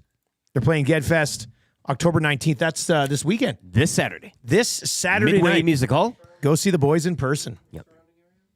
Should be a real nice night. Real nice night. You can text us anytime, 780-218-9999, 780-218-9999. That's a real nice song from the boys. Also, this Maddie sent out a list of notes. Yeah, yesterday or notes. whatever. What is this? Is this like a I weekly, don't monthly know. thing? I think it's like a magazine. Hey, He's off Thursday, Friday, Monday, so I think he's just trying to get some points across. Okay. Anyway, the renewals for annual and premium memberships in the Nasty Club will begin today. If you were an annual member last year and do not cancel your membership, it will be auto-renewed on the 1-year anniversary date of your initial sign-up. The annual membership to the Nasty Club, $79.99. You get the new EST shirt. You get the socks. You get access to all of the songs over on the Nasty Club. Eric and I doing a daily poster show ended up being too much with everything we got going on. But I was telling Maddie we are going to do like a behind-the-scenes EST this week video once a week. That'll be available on the Nasty Club as well. So that'll be a good time. The annual membership is $129.99. It includes a new EST shirt, EST socks, an EST scarf, and an EST lapel pin. Ooh, I can't wait. I can't wait to get this pin. How regal. And the scarf looks really nice. Merch bundles will be available mid to late November, and we will email you when those are in. So if you are a Nasty Club member or you've been waiting to get in, of course, Nasty Club members vote on the Esties and all that fun stuff. So yeah, if you want to be a Nasty Club member, go to edmontonsportstalk.com, click on Nasty Club, and you'll find all the details over there. All right, let's get to our qualifier today for the EST Flyaway to LA. Who is qualifying this morning, Trev? Lucky Paul. Is his name Lucky Paul, or are you No, just calling him Lucky Paul? I'm calling him He's Lucky. just Lucky Paul. Just Paul. All right, let's go to Just He's Paul lucky. this morning. Just Paul, good morning. Hey, good morning. Hey, what do you think of the nickname Lucky Paul moving forward? Whatever sounds good. I don't mind as long as it's not insulting. I'm pretty happy with that. Well, you know what? I will say this: if you win the trip, you'll be known as Lucky Paul for the rest of your days. Yeah, that's I'm great. good with that. Yeah, that'll be my new signing. Who would you bring with you? Who would you bring with you down to LA if you win this trip during the holidays? I'd probably have to take my wife, but mostly, if I could, probably my best buddy or my wife, depending on who wants to go. All right, man. Well, good luck with that decision. If you win this thing, you're one step closer. Tell your friends about EST giving away a trip to LA. All right, man? Oh, definitely will. Yeah, my birthday's on the 26th, so hopefully this works out. Oh, boy. Well, good luck, Lucky Paul. See you later, buddy. Awesome. There you go. Thanks, fellas. Have a good one. There you go. Paul seems like a nice guy. Yeah. Not like his friend Unlucky Matt. Everybody. Changing 200. Oh, we're moving along. Hammer the thumbs up. Everybody seems so down in the dumps when I'm like, who are you going to bring? Like, well, I'll probably have to bring my wife. My wife and I would kill for a getaway right now. Like, we're with our kids 24/7. Yeah. It would be awesome to win a trip for free to go somewhere with my wife. No, boys' trips are fun too. I mean, if a buddy's like, hey, Dusty, you want to come with me on this trip? I'm not going to say, no, sorry, I'd only go on a trip with my wife. But if I want a trip, Tam would be getting the call. Tam would be getting the call. Tam would be getting the call. I mean, perhaps he works at home right next to his wife in the same office, and she's sitting right there, right? Sees her every day, lunch, we wake up, you go to bed, supper, coffee breaks, smoke breaks. So many different Can't get away from her. Macramalla coming up in about 7-8 minutes. Let's dive into free advice for Damon Bunting, local slumlord. Buying or selling, Bunting's your guy. I swear to God, he only has an Instagram account where he just posts sold. That's it. Every time I see him, I'm like, it's sold. I didn't even know it was listed. He lists houses and he sells them. Just like that. Bang, bang. The market is good, I think. I don't know. I think the market's good. The market could be absolute trash right now, and I won't even know it because Bunting just sells no matter what. The Bunting County auction. Oh man. Redo it. God, we should the, redo that song. Well, I went down to the Bunting County auction. There's a house there I just had to have. Man, he should do that. Bunting should make a parody song of that. That would be great. Check out his website, www.damonbunting.com, or on the Instagram handle at Damon Bunting Real Estate, where you can see all of the homes that he sells instantly. What do you need help with today? 780-218-9999. 780-218-9999. Fantasy football advice, life advice, any type of advice. Fire that over to 780-218-9999. Let's get to a few of these that came in. This is a good one. This came at me on Twitter last night. Would you guys trade Hyman for Bedard in a points-only league? I think I would. Yeah. I don't think it's blasphemous. The Oilers have started slow. The big guys have started slow, but in a points-only league. Bedard's the guy, man. He's growing into his skates, you know? So we don't even have to do leagues. This is just a question. Do you think Bedard will have more points than Zach Hyman this year? I'm going to say yes. I think he will. So I'd probably pull the trigger. Well, no, but like if there's more to your league, if it's goals and it's hits and it's all that garbage, then maybe it's more of a conversation. But I think in just a straight up points league, yes, I would pull the trigger on a Hyman for Bedard trade. Even if you're a huge Oilers fan, if you want to win your league, I think you got to pull the plug on something like that. 780-218-9999 is where you can get in. Dusty, I have Devontae Adams. The Aaron Rodgers owner has offered me Amari Cooper and a third-round pick for Adams to unite Adams and Rodgers. Should I do it? Cooper and a what pick? Cooper and a third for Devontae Adams.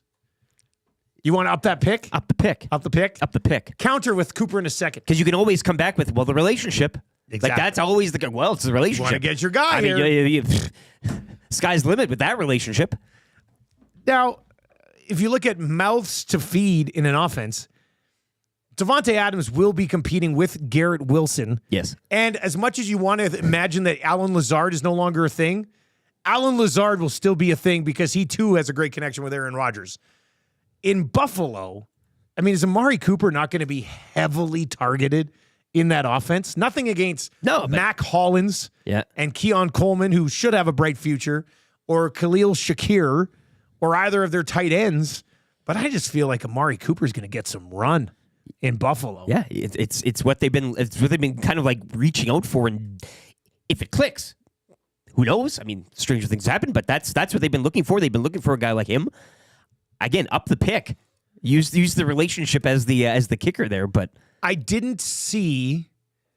I didn't save it, but I saw something about like Amari Cooper in some of like the separation stats and like some of the deeper dive analytic stats last season, at least with Cleveland. He was among still like an elite, quiet elite, and again, a quiet elite who's getting away from Deshaun elusive. Watson. If you could get it, I mean, I'd probably do Amari Cooper in a third rounder. I need to know more of your details on your draft. Like, how many keepers are there? What's this third rounder an equivalent to? Is it just if it's just a redraft next year, 100%, I'd pull the trigger on Amari Cooper in a third for Devontae Adams. What do you need help with? Free advice right now for Damon Bunting, local slumlord. 780-218-9999. 780-218-9999. This one is in. It says, Dusty, in a Superflex league, I have Brock Purdy, Geno Smith, and Kirk Cousins. Which two do I start this week? All right, well, Purdy gets the Kansas City Chiefs. The Chiefs are coming off a bye, so I don't necessarily love that start. Who do the Seahawks get this week? Seahawks at Atlanta Sunday morning. Oh, so Cousins and Geno are going head-to-head. Yep. Man, I might run both of those guys. Yeah. Purdy against an Andy Reid team coming off a bye. Don't necessarily love it. Falcons Seahawks could be a bit of a shootout. Yeah. So, I mean, tough call. Purdy, like from week to week, rest of season, Purdy's the guy that I would rather have than both Geno and Kirk. But with that matchup, I might just go Geno and Kirk this week. Guys, I have two trades on the go. Downs in a fifth for Josh Allen. And in a separate trade, I'm giving up Cooper Kupp and Braylon Allen for Cooper and Dowdle. Should I pull the trigger on this? I already have Shakir. This is obviously a one-quarterback league. Who's your other quarterback if you're trading Downs in a fifth for Josh Allen? Are you getting Josh Allen? If you're getting Josh Allen, that's a great deal. Giving up Cooper Kupp. So you're basically trying to bring in the Bills. I like all of it. I think that's pretty good. Dusty, would you trade Garrett Wilson for Deebo Samuel post Devontae Adams trade? The mouths to feed coming back. Well, that's the thing. Now, could it be a situation where teams start to just focus on Devontae Adams and it opens up Garrett Wilson for a little bit more? I mean, there's always that sort of argument. The flip side of it all. The focus goes somewhere else. Garrett Wilson's still a stud, and Aaron Rodgers can actually feed him. I think Rodgers is probably going to focus on Devontae Adams and even his other boy, Lazard. Deebo's been extremely frustrating. Somebody texted in a picture of Jets signing Jordy Nelson as a bit of a... Where's Jordy Nelson? I mean, let's complete the set here, hey? God, Jordy Nelson had some huge seasons with Aaron Rodgers. Wouldn't that be something? And of course, Randall Cobb's going to come out of retirement. Absolutely. I guarantee by the time they get to the playoffs, at the end of the playoffs, they're like, you know what we're doing? Maybe bringing in Randall Cobb. Maybe he can coach. Slot possession receiver. I think I'd probably... Wow. I'm a Deebo owner. This is frustrating for me. He had a touchdown last game, but his usage has sucked the last 3 games. Early in the season, I think he had like 20 targets in his first 2 games. Then he got injured. Since he come back, they just haven't been using him a ton.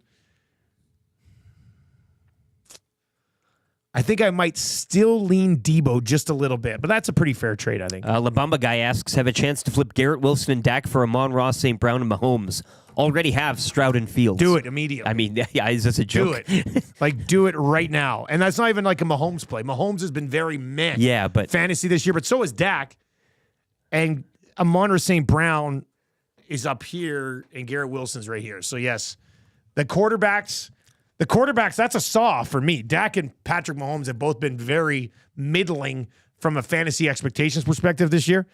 But St. Brown is an upgrade on Garrett Wilson moving forward for sure. Hey, guys, our league has 3 keepers. I got Amari for a 4th yesterday, straight up. Feeling pretty good about it. Yeah, I mean, that's the equivalent of like a 7th rounder after the 3 keeper rounds.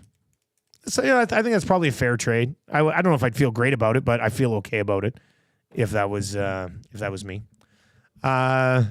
All right, 780-218-9999 is where you can get in. Nasty Chat moving along. Hammer the hammer the thumbs up over on YouTube. Let's change 300 here before 8 o'clock. Macramalla is going to join us. He hasn't connected yet. We're going to maybe talk about these two trades with Macramalla as well. The two NFL deals yesterday. The Edmonton Oilers picking up the victory yesterday. Leon Draisaitl ended up being the overtime hero after being what a dramatic storyline. And first start, don't forget. Yeah. Whatever. He scored the overtime winner. Call was made. If you just want to give overtime winner automatic first star, that's fine. Won the game, yeah. I get to see Moisty, who the stats guy for both Sportsnet and TSN. He's in Vancouver this week. I'm going to Vancouver to do that game. I think he's my stat. I'm going to have to sit down with him and be like, we got to talk about this Draisaitl first star. You can't use the time zone excuse, hey? Is that kind of... And we're here together. I'm going to look him in the eyes and say, what's going on with that? Because, I mean, Draisaitl was essentially benched for a couple of shifts after taking that horrible penalty late in the second period. But that's our Leon. Hey? What's that? That's our Leon. We know him. We love him. That's who he is. That is kind of who he's been forever. Yeah. Like he'll take the odd bad penalty, like undisciplined penalties. Then you got to give him a bit of a spank. And there's like a little bit of disinterest every once in a while. Pissiness, eh? But man, when he's on, and he hasn't even been on yet this year. Like scoring a goal in overtime, point blank in the slot doesn't mean you're on and all of a sudden you're going. I am going to be interested to see how McDavid and Draisaitl, and in a perfect world, what did Noodle say about Nuge today? He's second gear. He said Nuge should be playing. Might as well be playing in a lawn chair. Playing lawn chair. Might as well, and he has been like Nuge has pretty much been invisible so far this season. Like the Nuge Podkolzin line last night that they started with in Arvidsson didn't necessarily move the needle. The Henrique line with Skinner and Brown, much more effective. Probably, I would think from an eye test perspective, and you guys can correct me if I'm wrong on this, probably their best line last night. Henrique, Brown, and Skinner. Podkolzin had a lot of hits. I did notice throwing that body around. Throwing that body. The ghost of clean cost. He was up there on the hits. Yeah. All right, 780-218-9999. Let's get to some Macramalla intros, and we're bringing the man himself. I said earlier, busy day for Macramalla intros. Right from it was like 5, when the first one's coming in today, like 5:20. Let's see here. I'll try to sort through a few of them. EST legal analyst and guy who eats a lot of snails because he doesn't like fast food, Eric Macramalla. EST legal analyst and guy who preemptively checks to make sure his engine is still under the hood instead of waiting for the check engine light to remind him. EST legal analyst and guy who chalks up every courtroom loss to the fact that he's had Mambo number 5 stuck in his head since late 2002. Listen, I'm sorry. I really like that. Did you lose your company? Sure, you lost your company, but I was distracted. 1, 2, 3, 4, 5. Just saying all the names, yeah. That's good. EST legal analyst and certified medical oddity, Eric Macramalla. EST legal analyst and guy who shaves his chest so that he always looks like he's wearing a black dress shirt with a white tie and boutonniere, Eric Macramalla. EST legal analyst and guy whose autobiography is the most censored audiobook in history. EST legal analyst, a guy who consumed 3 times the lethal limit of turkey on Thanksgiving. This guy actually ate so much turkey, he should technically be dead.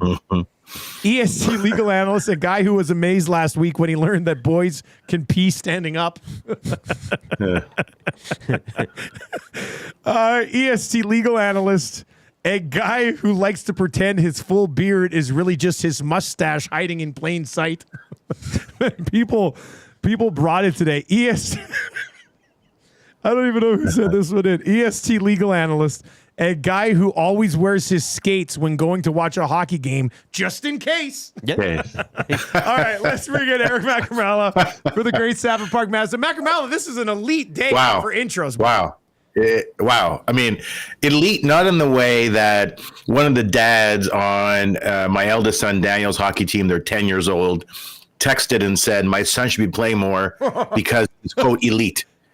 And my response was, you have to deal with that? The response is, this is Rep B. This is Tier 3 competitive hockey, which means your son is one step away from greeting people at Walmart. That's where your son is. Elite. He's not technically elite. No, he's not. But so actually the skates thing, that reminds me of another story. So I'm doing all the evaluations, right, for U11 and U9. And so for the evaluation scrimmages, right after the skills evaluations, we get parents to volunteer to be behind the bench for the games, just to open up and close the doors, right? There's no coaching, just do that. And so there's one kid I see skating around. I think I have him at the wrong level. I had him in B, but I think he goes into Z, right? And we don't have Z, but we're gonna have it just for him. So I circle around because I'm in the stands, right? And I circle to the bench and I hop on the bench and go, hey, can you just have him hop on again and play with this guy? I just want to see if it's a function of his teammate or a function of not having the right DNA inside of his body, right? I look down and the coach is wearing skates. I'm like, why are you wearing skates? And he said, oh, just in case I had to hop on the ice. I'm like, I have referees. You know, you could have taken your skates off at any. This is like the third period or second period. You could have taken your skates off at any time. And then I pause. I go, "Have you filed the application to be a head coach by chance?" He goes, "Oh yeah, I did." Like, okay, I'll have to make sure to flag that one. Filed. Yeah. I love that you're running like Ottawa minor hockey. This is incredible. I know it's just it is. I'm also doing the VP of operations. In baseball, it's easier because everyone thinks that I'm Mexican, so they dare not disagree with me. Plus, I think you would agree when it comes to baseball, people have really no clue what they're doing, right? In Canada, like none at all. Baseball. I coach baseball too, man. It is a stress-free environment. Like nobody knows if their kid is good. They don't know if their kid is bad. They're just like, I want to sit here on my lawn chair. And no one knows if their kid is bad. I love it. Like that's baseball's amazing. I love coaching baseball. Like, the thing is that the thing about baseball, unlike hockey, is that hockey you can kind of get lost in the crowd when you're playing, right? But baseball, it's 1 against 1, right? It's pitcher versus batter, batter versus fielder, fielder versus runner. I've said that for years on my show. That's why I can't stop saying it, but it's true. So, and there's really your body is the vehicle. So you can really assess whether someone's coordinated or not. So last year I held a clinic for anyone who wants to learn how to coach baseball. So like 25 dads showed up. Oh, well, I only left it was only open to men because I'm sexist. Just want that to be clear. Jeez. Okay. Anyway, so yeah, some women showed up and said, no, you have to go back home, obviously. You can't coach. All right. Like, hello. Quick side story. 2023. Marshall's U11 team this year I'm coaching. Our best coach is a woman who played college hockey, and she knows so much more about hockey than us. We're like, okay. Like I go up to her, I go, hey, Marshall's curious about this, but it's really just me. Just me being curious. Yeah. Like, he had a question about his outside edge. And since I was watching you skate, since you know how to use them, I thought maybe as you skate away on your skates with Velcro straps on them, talk about wasting your height and your weight. Really, you should have been your parents' pension when it came to sports. So I had this clinic, right? Oh, by the way, just let me know when we're on the air. Yeah. So all these parents show up, and then I started to understand why some of their kids weren't very good, right? Because I would just show them like basics, and some of them were like great. Others were uncoordinated. And I'm like, oh, see, baseball is the great reveal. You take guys from hockey. You put them at first base. It's like they're playing Twister with their feet, right? They don't know. They don't know where their feet go. Okay, so the snail joke. There were a lot of intros. By the way, this was like one of the greatest intros, including the time where you guys were at the mothership. Okay, so lots of good ones. The best one was still Eric loves his pizza so much he punched it. That's still my favorite one. That was, I think, 2000. Check my files. I think it was 2018, the fall of 2018. The Mambo number 5. 1, 2, 3, 4. Everybody in the car. So come on, let's ride. But first, let's stop, pop the hood, and make sure the engine's still there. That's how I changed the song in court. But it is a beautiful song. My autobiography is. I heard you laugh at that one. Yes, let me just email my publisher. Take out the chapter Chapter 5, the one about P. Diddy. Thanks. Okay. So I think we're good. I think now we'll be able. What? You guys are not governed by the CRTC. You can do. Everyone knows it's a joke, pretty much. There's someone who's confused, right? Like when I sent out my email. Are you talking about your autobiography? Well, the chapter 4, which is my time with Diddy. Yeah. So, but it was really my time with Denzel because we always left early. I love how that story broke, right? The story breaks, and then because Denzel's at every party apparently, but the story breaks. Man, I'm leaving early every time. The outdoor I'm like, but part. you went every time. Yeah, but I left early. Yeah, but you kept going back. Yeah, but I knew what was going to happen. Well, how did you know? Left early. Because sometimes I stayed late. I forget what I had another story. I don't know. I was going to tie it into baseball because we want to ask you, as a much more of a baseball fan than us.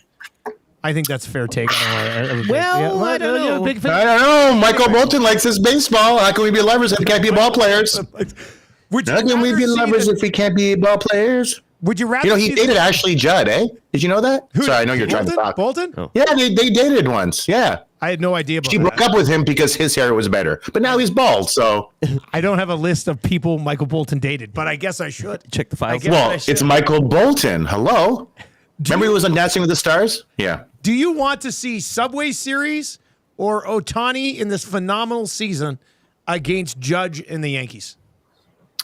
I'm fine with the Subway Series so long as it doesn't involve Jared as a sponsor or as a Definitely don't want pitchman. that guy around anymore. No, because he's in jail. I think him and P. Diddy are sharing a cell. I would love to see. My sons and I talk about this all the time. You know how kids are. Like, who do you think is going to win? Who's going to play? Yankees, Dodgers would be a lot of fun, only because you'd have two of nearly the highest payrolls and one of the, I think Dodgers, they're fifth, but really they're highest because Ohtani's money is deferred for 10 years. It'd be fun to see those just because you have a lot of stars. The Mets are a team that's outside of Lindor, who had a poor start to the season, but really was able to redeem himself in the second half. You don't really go, oh, I really want to see Peter Alonso play, right? Like, oh, Brandon Nemo, I can't wait. But you got Judge, you got Soto, you got Stanton, who can't get on base, strikes out or hits a home run. And then on the Dodgers, you got Ohtani and Freeman and Betts and Muncy. It would seem to be there are a lot of storylines there. Yes. It's a lot of fun. And both teams have really below average pitching at this point. So it should be a really fun series. I think Mets, Guardians, lowest ratings. And then Guardians against Dodgers, second lowest rating. Guardians don't bring in people. Even my friend J Ram, who's Jose Ramirez, hit a home run last night when it didn't matter. And then I think just, Dodgers, Yankees. Also, in sports, don't we love extremes? This is the one thing about the NHL with their salary cap is it's done away with extremes when it comes to teams. Remember in the old days, the Red Wings sucked. They end the season 52 points, last in their division, and the best team was always the best team for years and years. It's kind of fun to have dynasties. It's kind of fun in sports to have extremes. And hockey doesn't have extremes because of the salary cap. The field is far too competitive. But in hockey, there is no salary cap. Luxury tax, but no one seems to care. So there you have your extremes, and that's what sells, right? Watching Ohtani play, you're watching someone who's historically great. That's kind of cool. Let's wrap this with the Ohtani thing, because we're sitting here being like, phenomenal season. I want to see this guy in the World Series. This year literally started with a gambling scandal around Ohtani. And the Jets. Yes. The Blue Jays pursuit first. Yeah, well, what has happened to that guy? What's happened to the sketchy interpreter? Like, it kind of just all went away. Do we know where that dude is right now? Like, is he in jail? It was wild. Is he living his life? Where is this guy? I remember being at the hockey rink about to watch my son play Rep B hockey, which is tier 3, which means he's just one step away from confirming that my engine is still in my car. And I was getting phone calls from investigative reporters for ESPN and different outlets asking me questions about this interpreter and legally could Ohtani be on the hook? And I would just make stuff up and they would hang up relatively satisfied. The one question I raised with you at the time was everyone assumes Ohtani is innocent, but maybe he's not. But our gut tells us that he is. It seems as though he was. His interpreter, what was his name? Masuhara something? Musahara. Misuhara. Yeah, I said it to you many times. Musahara something. I can't remember. Mambo number 5. 1, 2, 3, 4. So He's pled guilty. He did. Okay. And like his text messages in the court case are hysterical. They basically say, "Hey, Shohei has no clue I'm doing this. I'm screwed. I've broken the law. The following criminal code provisions have been breached by my actions." So who knows? I remember when I was down in where was I? Oh, in Atlanta for that conference and trying not to get shot, but firing back. That's the key to staying alive, by the way, in the U.S. is you have to fire back. And I met with some Japanese lawyers, and it was a very awkward conversation. Their English was terrible, but we worked together. And then I mentioned Otani, and then their English got a lot better. I got to tell you. And back when we like him here, back home, he's a god. But the one thing they said is he is exclusively dedicated to baseball. Like he barely likes his wife, apparently, right? He's married her because his interpreter is married. life. That's it. Like it's it, and he's as clean. Doesn't drink, doesn't do that kind of stuff. And I don't think he has an addictive personality, but for baseball. But also, I think he's just good at baseball because of just his physical composition. The guy is Wolverine. The way that he's able to heal after pitching, 7 or 8 innings is incredible. And he just keeps doing things that you don't see out of one player. You see from a collection of players, but never just from one player. It really is nice. Macramalla, as always, buddy, we appreciate it. Thanks for the time. No problem. To the liquor store around the corner, the boys say they want some gin and juice. All right, so I'm off to the liquor store. That's Mambo. Those are lyrics from Mambo. So I love you guys more than the greatest song that got me disbarred. There we go. That is Eric Macramalla. Some great intros today from Macramalla. I don't know how we pick a text of the day today. This is going to be tough. Yeah. This is going to be tough. IP Mitsuhara. That's right. Ipe Mitsuhara. That's right. Him, Jared, and P. Diddy. That's the crew. That's the joke now. Walk into a jail cell and... oh, boy. All right. If you are watching on YouTube today, hammer the thumbs up for us. We're definitely pushing up towards a 300 day. And if you've not yet subbed to the channel, we would appreciate the sub as well. You can text us anytime, 780-218-9999. That's where you're going to want to text us right now because we got that gift certificate to Mr. Mike's Steakhouse Casual, the casualest place ever. If you would like to get your hands on that gift certificate, all you need to do is get 3 of the 5 questions correct on Kind of Easy Trivia, and yada, yada, yada, you're going to Mr. Mike's. Text Trev right now, 780-218-9999, 780-218-9999.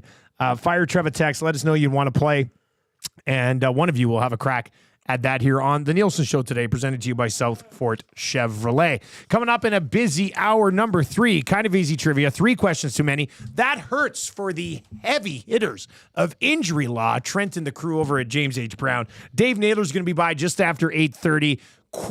Got to quickly ask about the search for a president for the Elks. I mean, this has got to be getting narrowed down at some point. The BC Lions are going back to Vernon Adams Jr., and the Jets and Bills both trade for receivers yesterday. So lots to get to with Naylor. Lieutenant Eric's weekly rankings of power, the wrap for William Huff. The Edmonton Oilers are in the win column. Draisaitl goal song on the way. Connor Brown off the Schneid song on the way. It's going to be a lot of fun here in hour number 3. Let's get to a sports update right now for Claiborne Services. If you are looking for work, Claiborne wants you immediately. And the good news is that they will keep you safe when you are there. Eric's got more on that after the update. Edmonton Oilers in the win column. They defeat the Flyers 4-3 from Rogers Place last night. The Oilers going 1-3 on their 4-game homestand to start the season. They'll hit the road for a pair tomorrow in Asheville and wrapping up Saturday afternoon in Dallas. Elsewhere last night, the Preds suffering a 7-3 loss to the Kraken as Seattle would score 4 in the third. Flames, they improved to 4-0 with a 3-1 win over the Blackhawks. Canucks remain winless as they fall on the road in Tampa 4-1 to the Lightning. Caps double up the Golden Knights 4-2, and the Stars, they top the Sharks 3-2 in a shootout. 4 games around the NHL this evening. Utah visit Anaheim. The Avalanche are at home to the Bruins. Toronto host LA, and Buffalo are in Pittsburgh to battle the Penguins. Game 3 of the NLCS goes tonight from Citi Field when the Mets host the Dodgers. That series even at a game apiece. Yankees last night doubling up the Guardians 6-3 to take a 2-0 lead in the ALCS. Back over to hockey. Pair of games in the AJ tonight. Camrose Kodiaks host Lloyd, while the Fort McMurray Oil Barons will visit Bonnyville. Last night in the BCHL, Spruce Grove falling to Coquitlam 3-2 in overtime, while the Penticton V's knocked off Okotoks 6-2. Tonight, Brooks will look to improve to 8-0. They're at home to the West Kelowna Warriors. Take your career to the next level with Claiborne Services. They are hiring all positions, including journeyman bricklayers and apprentices of all levels. Take advantage of their outstanding mentorship program and work with peace of mind knowing they are an industry leader in safety. Visit www.claiborneservices.com or make it easy and call Jeff, 780-910-6728. Try, try, try, try, try, try, try. Try, try, try, try.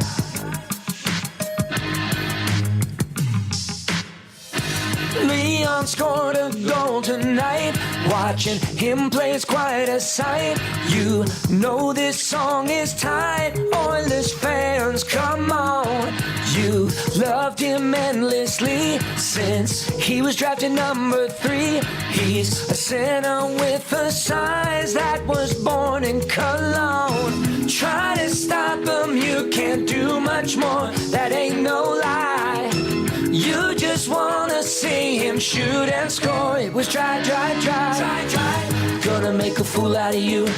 Probably score a goal and assist on 2. You can't stop him, and that ain't no lie. Cause it's try, try, try, try, try. Don't even try to play him rough. Leon is a German, so you know he's tough.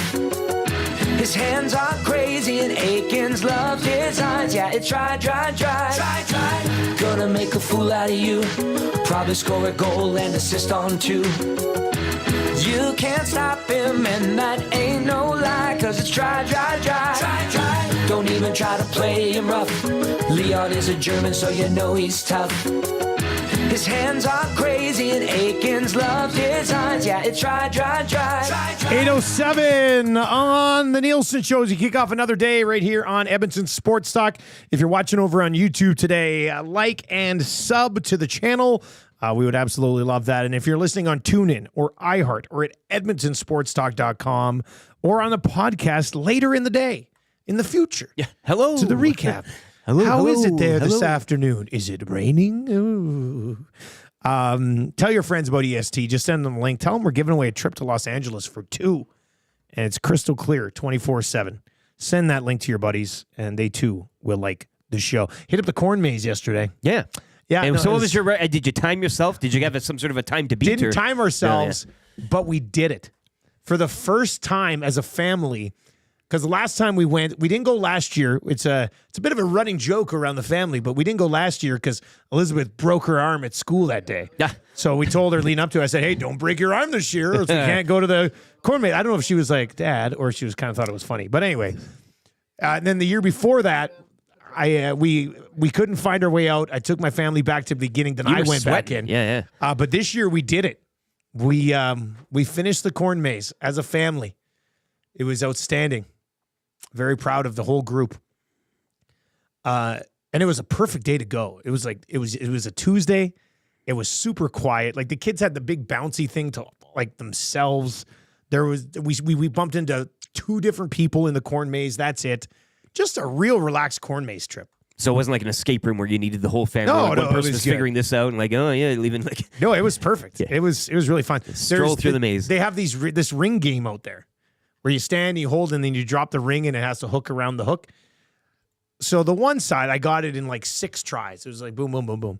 And my buddies and I, when we go on our golf trip, we have this little ring game. It's a drinking game that we'll play. So I'm not bad with the rings. The one side, I swear to God, it was impossible. I must have, Tammy left and came back. Like, she's like, you're still going on this, eh? I must have tried 300 times. I couldn't get the bloody ring onto the hook. Just send to the I jabs. almost told Tam, I said, listen, you take the kids home. I'll call an Uber. We don't live far from there. I'll call an Uber. I get home. I got to get this ring thing sorted out. But I couldn't. Very frustrating. And now YouTube Trev's curious about the corn maze. Get this. When I was 12, I got banned for life at a corn maze. What? How are you just in telling us Lethbridge. this story now? Yeah, when we were I don't talking know. corn maze off the air earlier today. Because I don't know. I didn't want How'd anyone you to get judge banned? me. What were what'd you do? doing? You run right through the corn? Yeah. Yeah. And they were like, you get out of here right now. Because I don't know. Is that like one out in Tabor or something? or- Lethbridge. Oh, in Lethbridge? So just yeah, outside there's like Lethbridge? this huge, like, I don't know what you call it, but it was a lookout essentially. But Okay, it yeah, was, on it was top like there, a tower. It was Yeah. tall. And I was with my older brother and his buddy, and we are like, okay, if we go right now, we should be able, they won't notice us. But we're just like, okay, but I'm assuming you could just see this corn just toppling over like in the corn maze, and they're like, you idiot. And they're like, look at this. Okay, well that's fairly obvious. And then as soon as we came out, like we saw every step you just took. Get out of here. Don't come back ever again. And so I never did. And that's why I was curious about this one. Obviously, I'm a lot more mature now, and I won't do that. But I just wanted to win, you know? Wonder if they have like your pictures of you up and like provincially. Like, don't let this individual into the maze. And this guy's banned from all corn mazes. But, yep. All right. That's a funny story. Yeah. I did not know you did that, you little hellraiser. I know. I was yeah. All right. The Nielson Show is brought to you by Southfort Chevrolet. Go see Daniel and his team, Southfort Chev. I think Claire's working on a corn maze right out there. We're going to have one right at Southfort Chev. That'd be nice. Yeah, they only have 20 stalks of corn. Well, it's just like it's the a very a little short more maze. compact. Yeah. They're just using it for rats. They're studying rats. That's what's happening. www.southfortchev.com. Go see Daniel and his family-friendly team at Southfort Chev. Drive a little, save a lot, and you'll get an additional $1,000 credit on your trade-in vehicle. All right, who's playing Kind of Easy Trivia today, buddy? Chris G is going to give it a go. All right, let's go. Chris G is going to play today, looking at his hands on that gift certificate to Mr. Mike's Steakhouse Casual, the casualest place ever. Had this new information yesterday. Frey said I did it okay. Let the festivities begin. You're invited to Mr. Mike's Fiesta Fusion. Celebrate flavors of their new Mexican and Spanish-inspired features like patatas bravas. Fusion feast. I still I'm don't glad know Frey's if is I'm in saying for this. Yeah. Fusion feast platter, chili lime ribeye. Hello. Feature drinks and more. Plus $1 from every feature entree sold will help nourish a hungry child through a local breakfast program in this community. Join the Fiesta Fusion at your local Mr. Mike's. Eat locally, enjoy casually. All right. Sorry, who's playing again? Chris G. And he's going my ticker today? Yep. All right, Chris G is going to play today. Needs to get 3 out of 5 correct. Chris, are you ready to go? Yeah, let's go, boys. All right, here we go. Good luck, man. True or false? The Edmonton Oilers have beaten the Philadelphia Flyers in a Stanley Cup final. False. Name an Oiler who scored last night. Draisaitl. How many wins do the Oilers have in their first 4 games? 1. Which league is currently in its playoffs? MLB. What team does Aaron Judge play for? Philly. Boom. 3 for 5. No! That was close. No! Oh my God. Damn it, Shake, stop it! They are going to remember that AM radio is a viable and modern source for news and entertainment. Totally. People don't listen to AM like they used to. Seems like it's more about FM and color TV. That's stupid.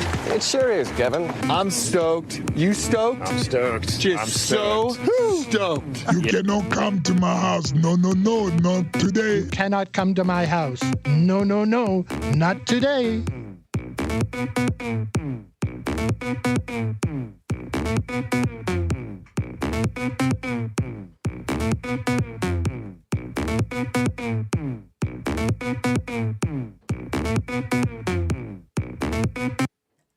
All right, there you go. Congratulations. Chris G. Got that gift certificate to Mr. Mike's. Third hour of the show, moving along nicely. Dave Naylor is coming up. Your thoughts on the Edmonton Oilers? We're going to get to a little bit more here with 3 questions too many. We'll definitely go there. That Hurts is on the way for the heavy hitters of injury law at James H. Brown. Scott says, hey, YouTube Trev, did you cross the corn maze off in your phone book? Guys, I used to work at the corn maze in Lacombe. Now is the best time of year. Dressed up as a gorilla, and I was scaring the kids. Love it.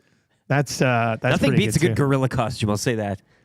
Yeah, you can use it if you hit it in the right top place. to bottom. Yeah. George says, guys, I've never been to a corn maze. It's a fun time. It's a fun time. And look, you can go on like eMaze or something. emaze.com or emaze.ca. It's short for Edmonton Corn Maze. Like, you don't get lost, actually. Like, it's not a survivor's game. They'll find you, right? Like, if people are... Yeah. Like, that's... Yeah, they'll track it down. Yeah. We'll figure it out. You don't have to... like... They'll get Marshall did ask that last night. Like, It's you will "Daddy, escape an what escape happens? room." What Yeah. happens if I said, "Listen, son, if we get trapped here, Daddy will push through the corn like a young YouTube Trev." Yeah. That's what. But we managed to find our way out. So it was. The kids had a great time. Elizabeth thought it was the funniest thing ever. She was feeding goats. She was feeding goats, and every time the goat would lick her hand, she was like, like she thrill. absolutely loved it. It was a lot of fun. Not as fun as the Edmonton Oilers winning last night, and that is exactly what they did. And I know it's early, so I don't technically know if it was off the schneid, but Connor Brown did score last night, didn't he? This one's for the kids and the adults.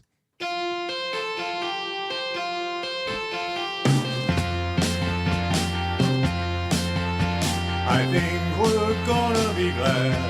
I think it's today, yeah. Connor Brown scored last night. His dragon is slain. He's finally off the schneid. He's finally off the schneid. Connor Brown's off of the schneid. It's about fucking time. He's had chances galore, 2-1s and breakaways, yeah. But he could never score, even strength of power play. He's finally off the schneid. He's finally off the schneid. Connor Brown's off of the schneid. It's about fucking time. Got to play McDavid line. You should have scored once, you should have scored twice by now. And got to play alongside Drive. How could he not score? How did he not score? How? He's played on every line, but he's best on PK. Yeah. He could never find the twine till he found it last game, yeah. He's finally off the schneid. He's finally off the schneid. Connor Brown's off of the schneid. It's about fucking time. It's about fucking time. Connor Brown finding the back of the net on a nice feed. A nice feed from Skinner, who brings some offensive creativity to the line that it doesn't really necessarily have at that level when he's not on it. So we'll be interested to see how they continue to move forward with these lines. Let's get into 3 questions too many today for the great staff at Park Mazda. Lieutenant Eric, do you have a liner for the segments? Yes, I do. 3 questions too many brought to you by the great staff at Park Mazda and dealer principal Mitch Lewicki, who this week begins the dressing up of Park Mazda into its haunted house. Park Mazda, your dealer for life. Now, spooky. Yeah. You know what's scary around here? The deals. Yeah, scary good. Yeah, that's it. Yeah. Do you have a Twitter account? It's at Lieutenant_Eric. You can follow me on there. And at YEG Sports Talk. That's Edmonton Sports Talk. Give us a follow on there. You'll be up to date on everything and anything, especially when it comes to Oilers pre and post as well. The boys are really good at timing that out really well when they're on, when they're off, and everything such as that. So 5,780, 20 away from the 5,800 follower mark. So give us a follow at YEG Sports Talk. That's good. I like it. Question number 1. This is good. I was going to bring this up earlier myself. It's an interesting conversation that will probably, I know we're going to bring it up on Oil Stream today as well. We were asking you earlier today, what was the number 1 reason the Oilers won the game last night? You can chime in on that here as well. But this is a good question. Trev, be ready. I'm going to come to you on this one too. Would you flip Nuge for Skinner on the power play? Sure. You can always go back. I mean, you can't always. Yeah, Skinner's the mercenary man right now. He's got the hot. So yeah, give it a shot. Maybe I asked it a little too dramatically. Yeah. For life, pull your vehicles over. I have a late breaking and urgent question for you. No takes backsies. Not yet. It's been one of the greatest power plays we've ever seen for a few years now, and Nuge is a big part of that. However, if he doesn't get himself going, Skinner would definitely be the next guy to throw up there. And I think he's got a nice little skill set. I mean, he can shoot the puck better than Nuge. I wouldn't go there yet. Trev, what do you think about that question? See? Very, very fascinating question, Dusty. What would I say with that? I'd say not right now. Like, it's an option. It's a great option to have for sure going forward. But, I mean, like you just said, that is one of the best, if not the best power play that's ever been put on the ice, which is crazy. And I think over the years, Nuge has been an underrated piece of that power play. I remember, what year was it? Maybe it was 2020. The last time Nuge lost significant amount of games, he was taken out of that power play. And this was before they had Hyman and whatnot, but it was still a pretty effective power play. And when they took Nuge out, they struggled mightily. So he does a lot of really good things on that power play. You see he's got that. He does have a great shot. You mentioned Jeff Skinner has a great shot, but Nuge also has a really good sneaky shot. That's one thing that not a lot of people know about him as a player. And he does that fake shot. He'll pass it back to Bouchard. And that play, it used to work with Clefbaum, and now it works with Evan Bouchard quite a bit. So I really like Nugent Hopkins on the power play. I think that's one place that he really just he provides a lot, and he always excels. Just because he can pass it as good as, he's a very good passer. He's a first overall pick, and he's got a really good shot as well. And the year that he got 100 points, it was like Nugent Hopkins secondary assist. Nugent Hopkins secondary assist. Like you just saw it. He was always the secondary assist on the power play. That's because he's a good shot caller. He knows what to do and where to give. He can read the play very well. So I wouldn't buy into that quite yet, but it is a great option to have. And if I'd take anyone out, maybe I'd probably take out Nuge for Jeff Skinner for sure. But that's my 2 cents on that. What say you? 780-218-9999, 780-218-9999. If you were watching over on YouTube, you can chime in there as well. Question number 2, guys, 4 points up for grabs on this trip to Dallas and Nashville. How many do they come home with? I'm gonna say he's doing it. He's doing it so we can. Trevor, you saying zero? Zero. Come on. Come on. You know what? They play Nashville. Now, Nashville's struggling, though. Yeah. Nashville's going to last need a night dub. was a pants-down embarrassment, allowing the 4 in the third. That's Thursday, right? It's Thursday, tomorrow, yeah. Thursday, Saturday. Saturday afternoon. Tommy Gazzola will be at Hudson's for both of those. For locations, hop online, www.edmontonsportstalk.com. Click on Live on Location. He's got 2 shows coming up at Hudson's for pre and post. He's got 2 shows coming up at the Boston Pizza by West Edmonton Mall as well. There's points? 2 points. So they win in Nashville, lose in Dallas. Maybe an easy answer. 0. People are going to accuse me of being a bit of a homer here, but I'll say they come back 3 points. There's an overtime loss in there somewhere, and there's a dub. Overtime loss? Yeah. Win in Nashville, overtime loss in Dallas. And Trev, you don't like this trip, eh? Nervous about this trip? So if they pick up no points on this trip, they're starting the year 1-5. Mm-hmm. You're gonna be such a sad boy. Correct. You're gonna be a sad boy right there. Yeah, it's whatever. I don't know. Like, they're probably going to come away with split it. Maybe they'll come away with 2 points. Obviously, Nashville is the Oilers have had a fair share of wins, and they like playing that team. But I don't know. Like, you asked me, what are they going to do over the weekend? And I think I said they were going to win all games, and then they only won one. So that's why I'm saying maybe 2 points. They're going to beat Nashville and Dallas. I don't like their chances. All right, and you can send in your questions, 780-218-9999, 780-218-9999. This third question also on the Edmonton Oilers. Guys, through this 1-3 start at home, who has been the biggest disappointment for you on the team? Disappointment is such a strong word. It is. Nuge. But they've won Hyman. 1 of 4, I mean, right? 2 of a possible 8 Yeah, points. when you're playing next to to McDavid, you expect a little more, right? Don't you? Disappointment. Nuge? I mean, can I say the group? Like not the whole team, but like McDavid, Draisaitl, Your higher Nuge, ends. Yeah. Hyman, Bouchard prior to winning it in 3-on-3 overtime and tying it late. Those guys have not necessarily moved the needle that much. If I had to single out one of them, I guess I would say Nuge.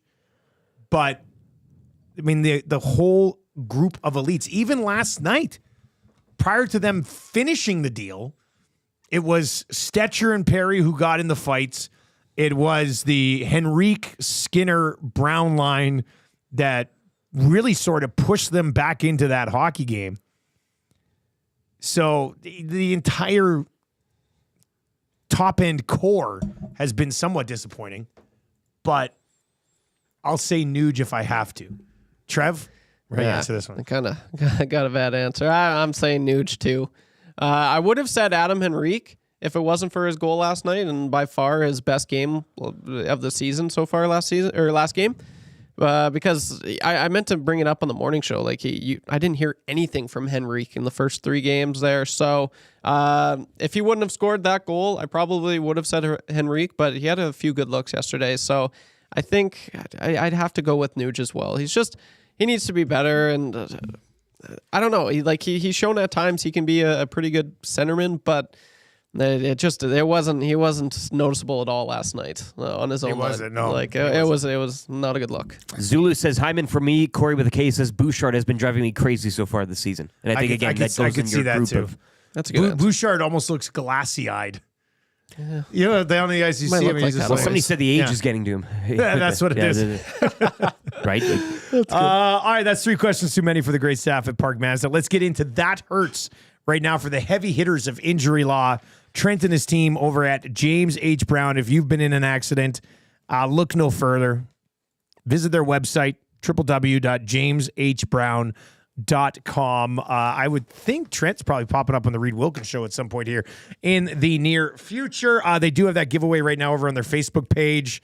They've got the VIP ticket giveaway to see Springsteen, the boss, over on the Facebook page. Of James H. Brown. Anymore without. I know you can't. I can't say the boss without doing Dirk Nowitzki style.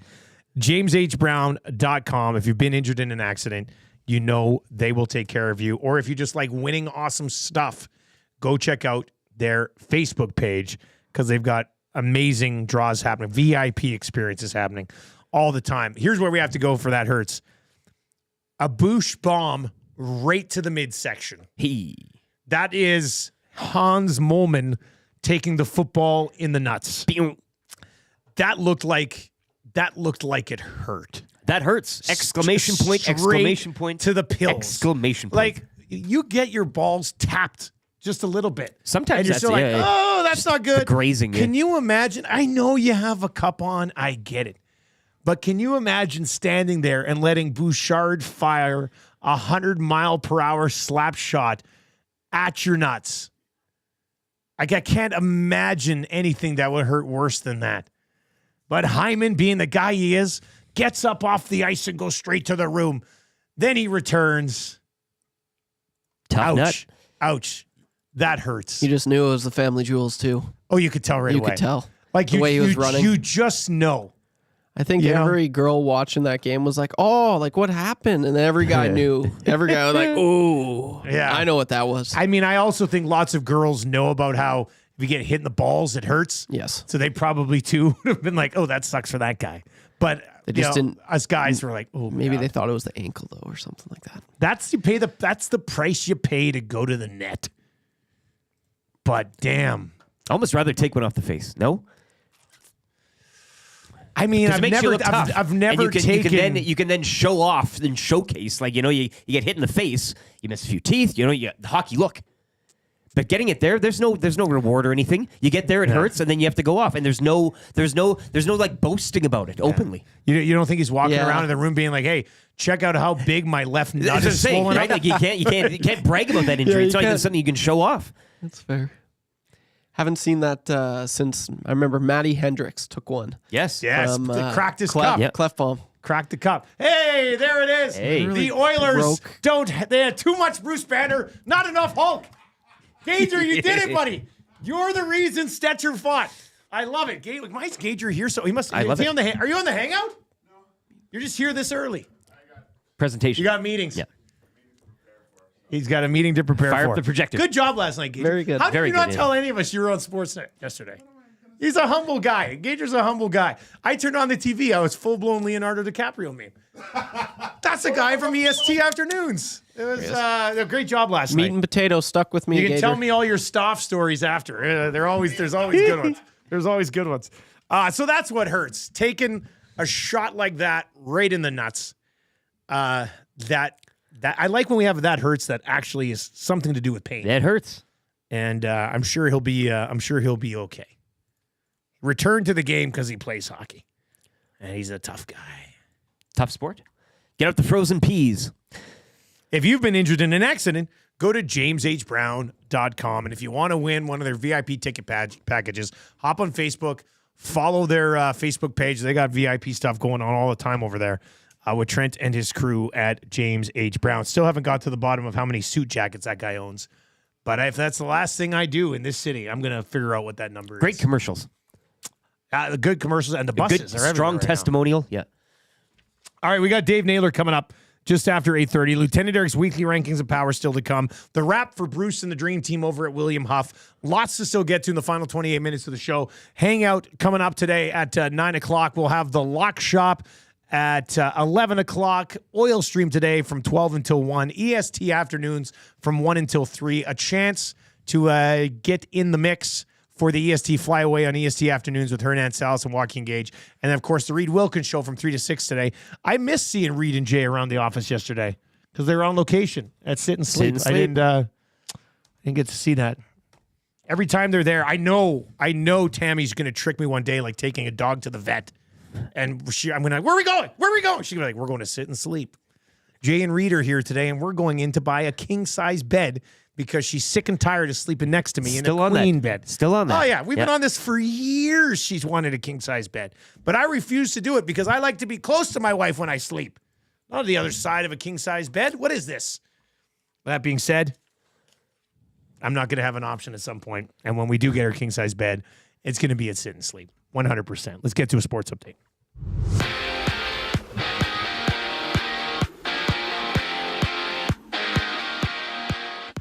Oilers in overtime, 4-3 over the Flyers. Leon Draisaitl scoring the winner 56 seconds into the extra frame. The club will hit the road for a pair beginning tomorrow night in Nashville and wrapping up Saturday afternoon down in Dallas. Last night, Nashville was the Kraken knocking off the Preds 7-3. Flames, they improved to 4-0 with a 3-1 victory over Chicago. Stars topping the Sharks 3-2 in a shootout. Caps doubling up Vegas 4-2. And the Canucks remain winless. They fall on the road in Tampa 4-1. 4 games around the NHL this evening. Pittsburgh are at home to Buffalo. Toronto host LA. Boston visit Colorado. And Utah on the road in Anaheim. Game 3 of the NLCS goes tonight from Citi Field between the Mets and Dodgers. That series even at a game apiece. Last night, the Yankees doubling up the Guardians 6-3 to take a 2-0 lead at the ALCS. Back over to hockey, AJHL action. Camrose will host Lloyd this evening while Fort McMurray visit Bonneville. Last night in the BCHL, Spruce Grove Saints falling to Coquitlam 3-2 in overtime, and Troy Stetcher's Penticton V's 6-2 over the Okotoks Oilers. Brooks will look to improve to 8-0 this evening when they host the West Kelowna Warriors. The wait is over. Sit and Sleep is now open. Celebrate with 20,000 square feet of savings on the trendiest furniture, home decor, and mattresses. Apply for your Sit and Sleep card today to make no payment for 18 months interest-free and to be entered to win your purchase up to $5,000 on furniture and home decor. Next to Planet Fitness, South Edmonton Common.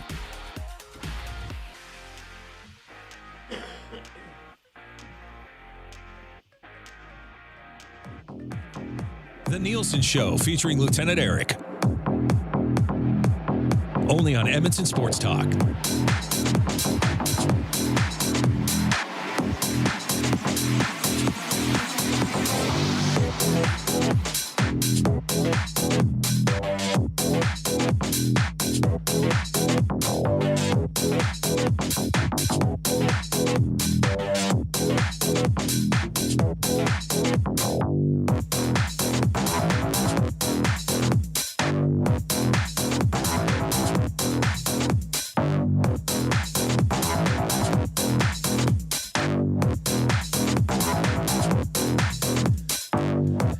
8:35 on the Nielson Show. Dave Naylor should be popping by shortly, and we'll get to a few things around the Canadian Football League and those trades yesterday. The Jets and the Bills, after coming down to the wire on Monday, both go out and trade for pretty good wide receivers. Veteran guys. We'll see how much is left in the tank, but Devontae Adams and Amari Cooper for two teams that desperately need receiver help. The arms race.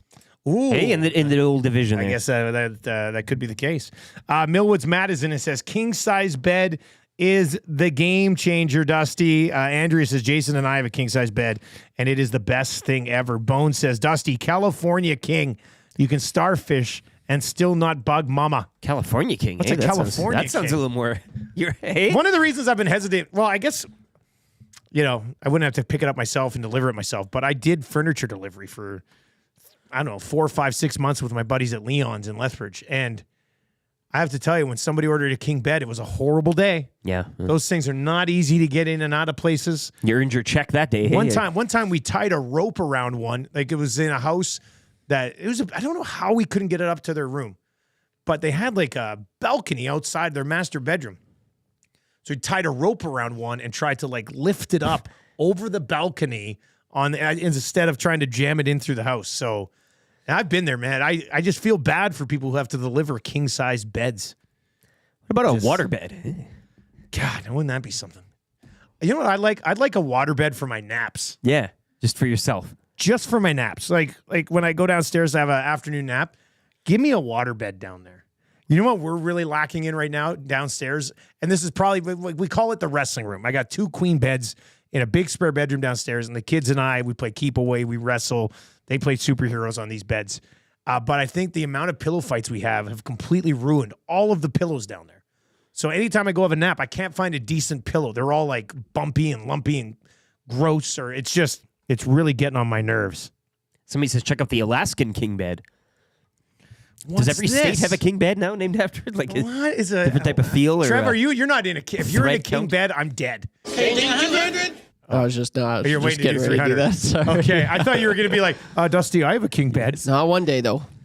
When I would love it. When I'm on the road for CFL and TSN, a lot of the rooms I get will have king beds, and I tell you, man, it's just I'm 6'5". Like even a queen bed isn't necessarily big enough for me. It's like a corn maze. You don't know the way out. Like you On a reach king to the bed. end and you can't. You can't. I sleep the other way just because you can't. I'm just like, you know what? I'm just going to sleep across this way. Why not? On this king bed. So that's a lot of fun. I do like that. We got Lieutenant Eric's weekly rankings of power coming up. What are you working on today? What do you got? Are they ready? What are you? How close? Oh, are they're you? always ready. They're always ready. Yeah. Well, you want to do that now? Naylor hasn't connected yet. Sure. I mean, yeah. I just texted him. He said he was good 20 minutes ago. So we'll have unless Naylor's like hiding in the background. Power rankings can be done really, whenever. Yeah. Well, I'm It's curious power what you're ranking and- today. Yeah, What are you ranking today? Well, I always like to have a topic, and then if the show breathes and goes on and we need to do something else, I'll flex something in. But if you're ready for it, yeah, let's do it. Say the because word. I think we're going to do a phoner with Naylor. He's having trouble connecting. Trev, I'll send you his number. Okay, go ahead, Rick. What are we doing today? Troy Stetcher nicknames. Oh, good. I'm glad you brought this up because why not? I was thinking today this guy needs a nickname. Well, I think in the post game they said Tony. Somebody referred to him as Tony. Tony, which is not bad. I mean, for the purposes of this show. Why Tony though? T. I don't know. Maybe they just didn't know his name. Yeah, maybe. I mean, Tony. All right. So the top nicknames for Troy Stetcher. And play along 780-218-9999 or in the nasty This is chat. good. You know how usually the listeners submitted are always the best. All right, number 9 or number 10. Tony. Tony. You gotta have it on there. I will have it on there just because. Could we that's not what the just players say call it. Troy like Tony? Troy. Troy. Yeah, maybe. Yeah. I mean, Number 9. TS. You know what that stands for, don't you? Troy Stetcher. And dumb shit. Whoa. Because I the get it. fight last night. Yeah. Because it's tough. Yeah. All right, kid. That's good. So TS works on multiple fronts. His initials and yeah. All right, number 8. T. Roy. It's a play on the name. T-Roy kind of sounds cool. You know, you could give him a big gold necklace. That's what I call the Godfather. And the Godfather, sometimes. T-Roy. T-Roy, yeah. T-Roy the fanboy. Number 7. The Honey Badger, as he was Little called in Vancouver. Or I did some research, a Stink Badger. It's a different breed of badger. I think it would kind of fit more his style. Stink badgers or false badgers are the species of the genus Maidaeus of the skunk family.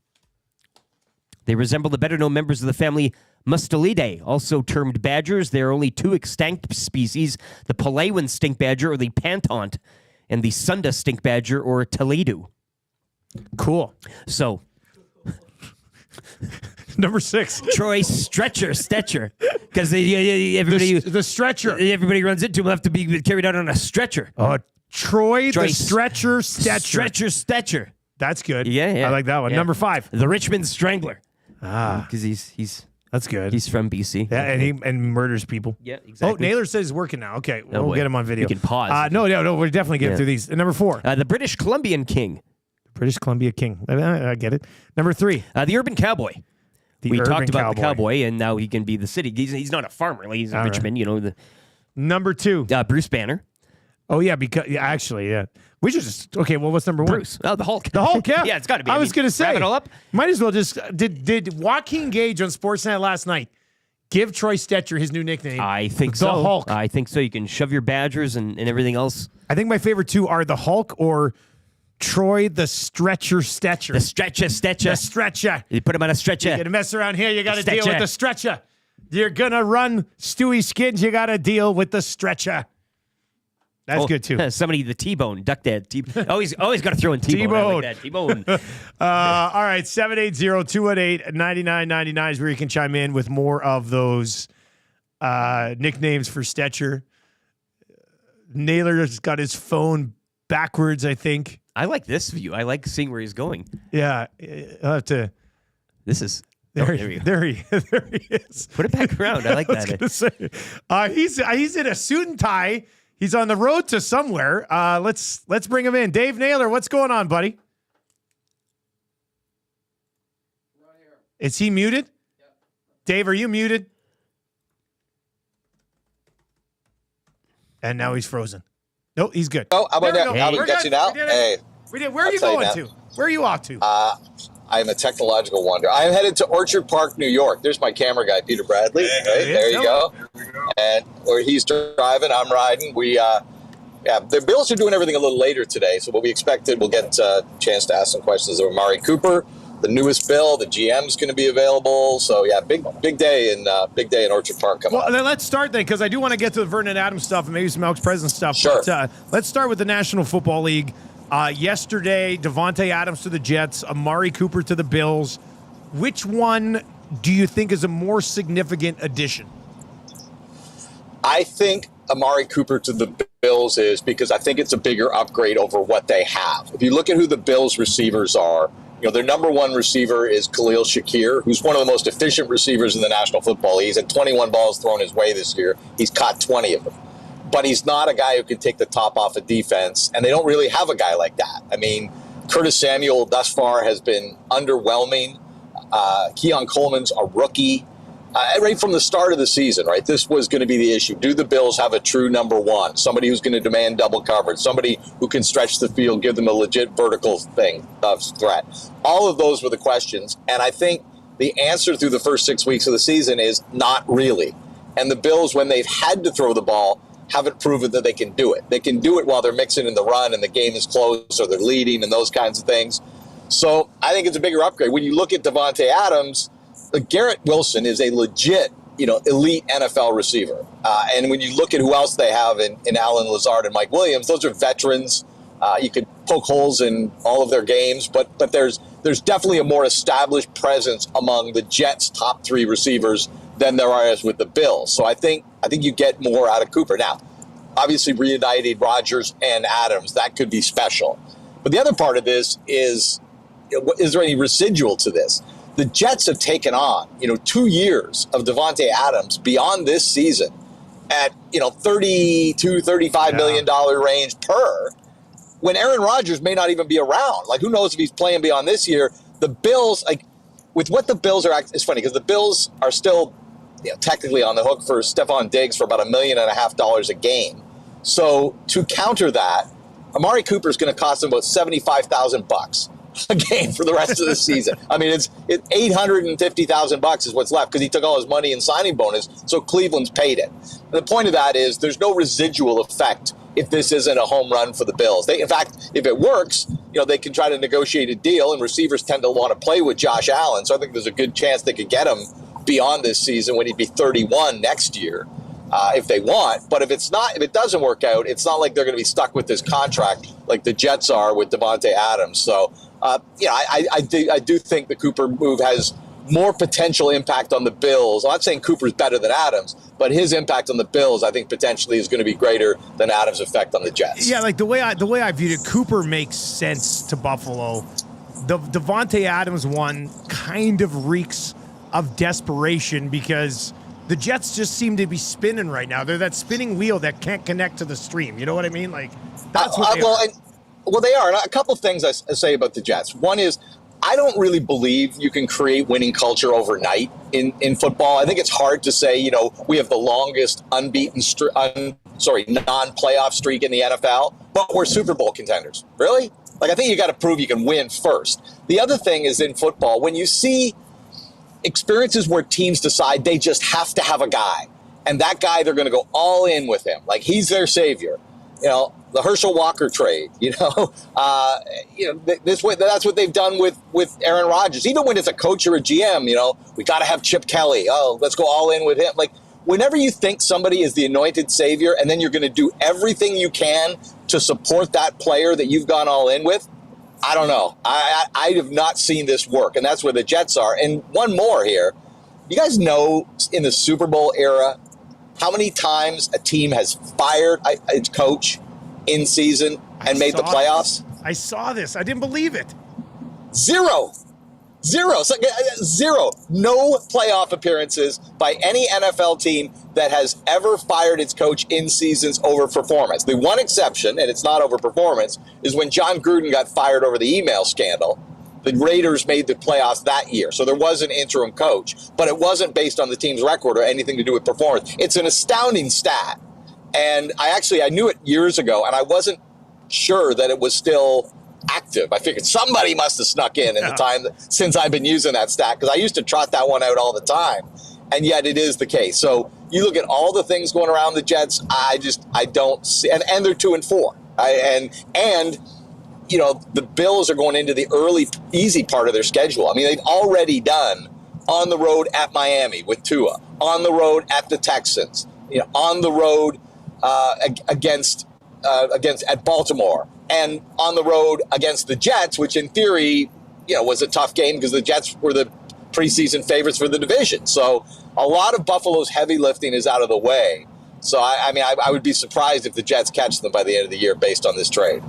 TSN's Dave Naylor here on the Nielson Show, Edmonton Sports Talk. Switching to the Canadian game, Dave, here. Farhan Lalji tweeting yesterday, VA getting the first reps with the starters. Vernon Adams Jr. would reply to that tweet saying, for the record, just want to say the Lions don't have a, quote, quarterback issue. He's been saying the right things, doing the right things. His body language has been, I just think, above board during this whole time that Rourke's been back, but Farhan also did put out about a 7 to 8 minute long Twitter video yesterday explaining that the story is bigger than a game.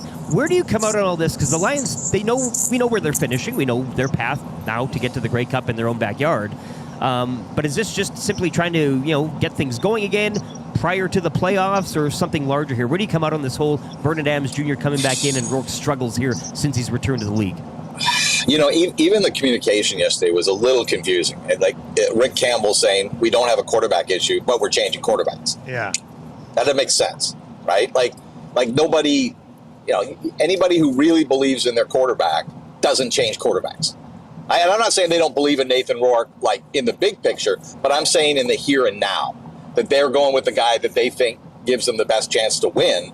If it's just desperation of like, well, we got to try something, it doesn't sound like, it's a smart coaching decision to me. So I do think they think that Vernon Adams, they want to catch the kind of lightning in the bottle that they caught with him during the first 6 weeks of the season and see if he can rediscover that. Because while Nathan Rourke hasn't been terrible, he hasn't been good enough to compensate with some of the other issues on that team. And I think the other thing that stood out to me in what Farhan's reporting yesterday is just how mentally fatigued Nathan Rourke appears, even in his interview with Farhan. And again, 5 teams in the last 11 months, 2 different leagues, your NFL dream coming crashing down in August. The guy's been through a lot. And I think in retrospect, it would have served everybody's interests, Nathan Rourke's, the BC Lions, Vernon Adams, if he just waited it out in the NFL and made this move in the offseason. But he didn't. And the Lions, I think, really had no choice but to embrace a guy who had set the market on fire and been had not just a good. I mean, I get a lot of this calling out. You guys hyped him up. He was never that good. Okay, stop. All right. His 2022 season is historic. Go through any quarterback season in CFL history and put it next to that season. And I guarantee you, other than a Doug Flutie season here and there, it doesn't compare. And yeah, I know he missed a chunk of games from injuries, but we're not making up how good he was in 2022. He was all of that, okay? And part of it is that expectation has followed him back to the CFL this time around. And he's not that player right now. I expect that next year with Nathan Rourke, I expect he'll be the quarterback of the BC Lions. I bet he'll be able to describe, what a mental load this 2024 year has been for him. And he's human, and that's affecting how he plays. And maybe Rick Campbell's just seeing that. Maybe Rick Campbell's seeing that Nathan Rourke is mentally fatigued by all that he's gone through this year and thought, you know what? VA is fresher. Certainly when you watch their body languages, VA looks fresher. And we're going to go with that guy. And if that's what he's doing, why he's doing it, I think it would make a lot of sense in terms of just, we don't have a quarterback issue, but boy, this one does prove the old adage, guys, right? If you got two quarterbacks, you got none. It kind of feels like that. It really, and this is with two really good quality guys. It's not like you got two bottom of the barrel guys and, we don't have a guy, so we got to use two. No, these guys are both good. And it's still really just, I don't think it serves either of them very well. And hey, Vernon Adams has been a champ, man. I cannot, and Farhan says this, he knows him a lot better than I do about just how he's handled this whole situation, because not many guys would have handled it the way he has, I can certainly say. Well, and it's definitely something that other franchises can lean on when they bring him in, knowing how to handle this situation. Quickly before we let you go, Dave, any sort of timeline or update on the Elks' search for a president?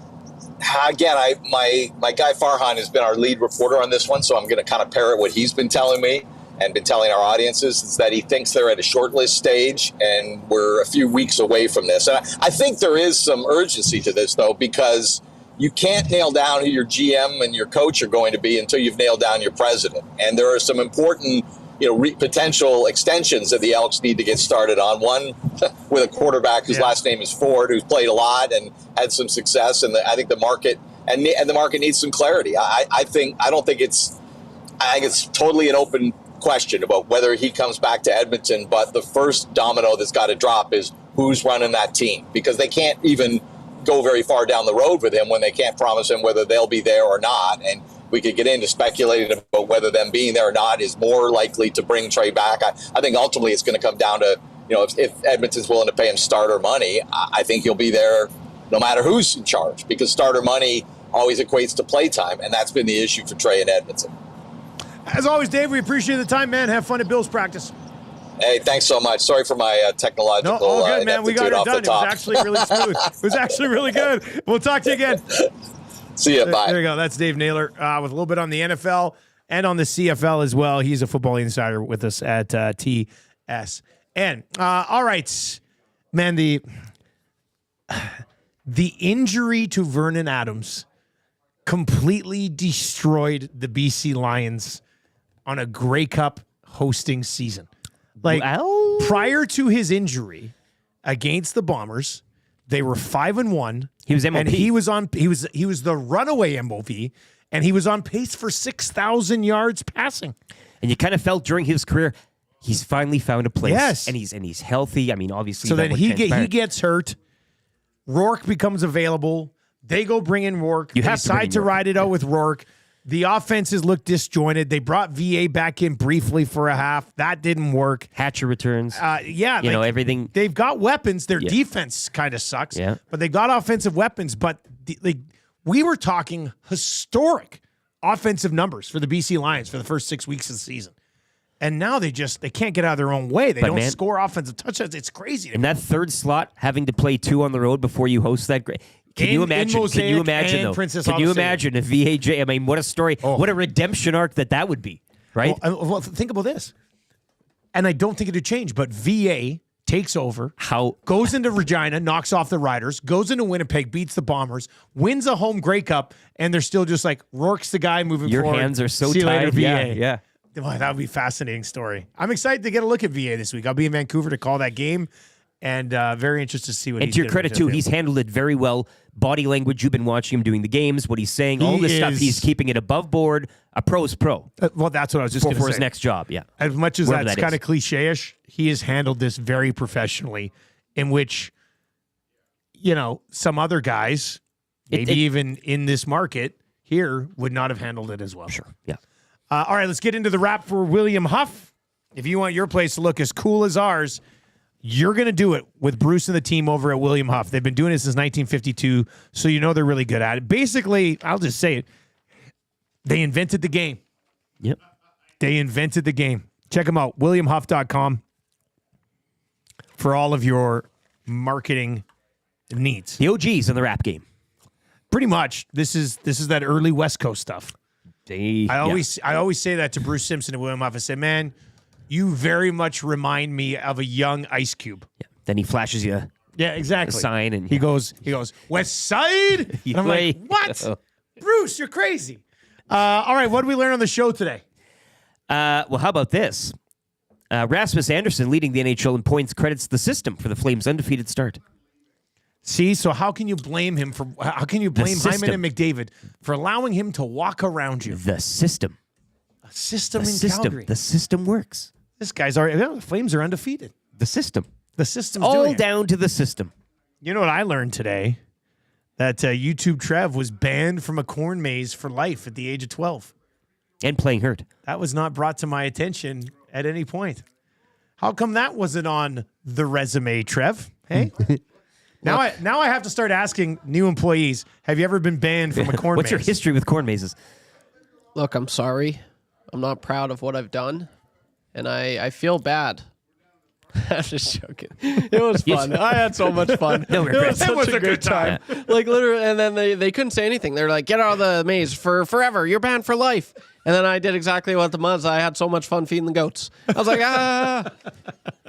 yeah. So I don't take it back. I'm obviously not like saying go do it. But, yeah, of course not. Not encouraging.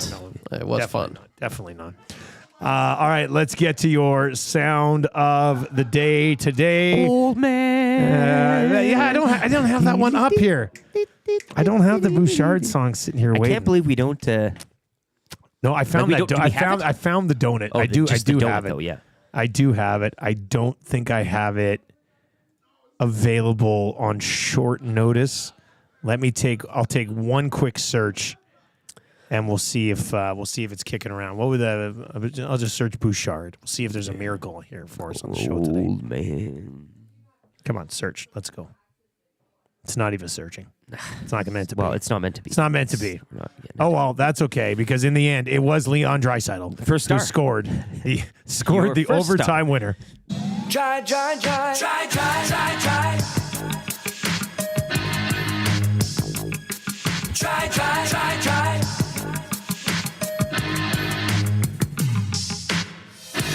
Leon scored a goal tonight.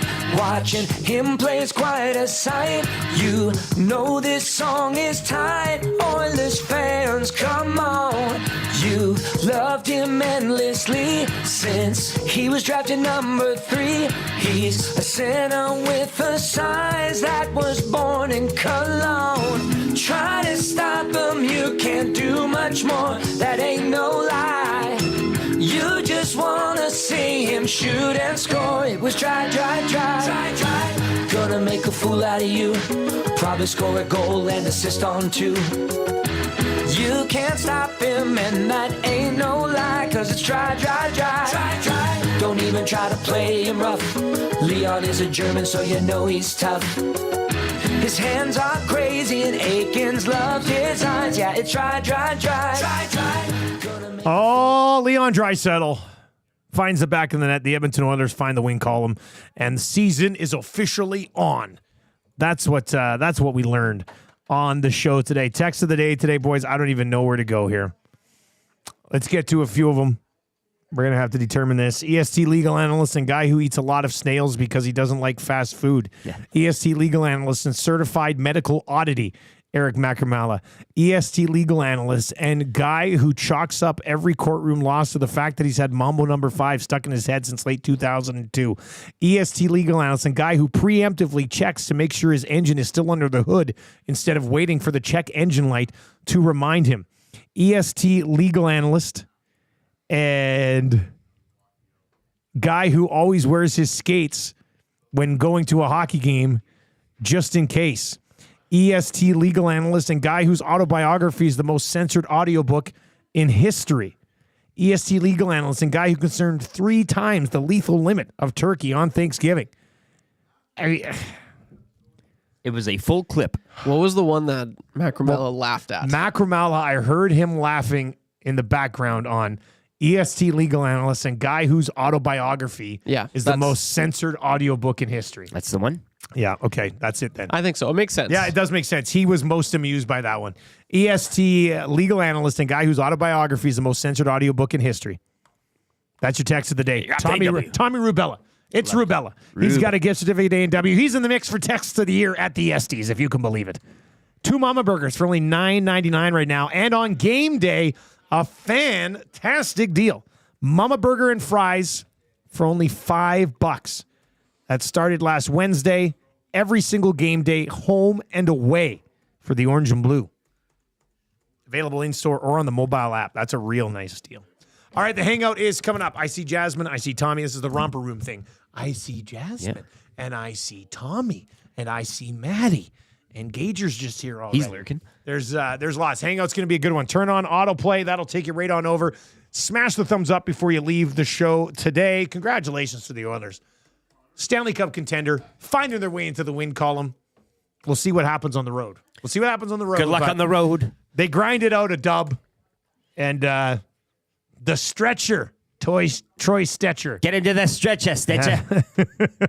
That's fun. I'll be back with the Lock Shop at 11. We got the Oil Stream at noon today. EST afternoons, Hernan and Gager from 1 to 3. And, of course, the Reed Wilkins Show from 3 until 6 every single day. You're going to love all the content we got for you here at EST. Tell your friends. For YouTube Travel Lieutenant Eric, I am Dustin Nielsen. Have a great day. Take it easy.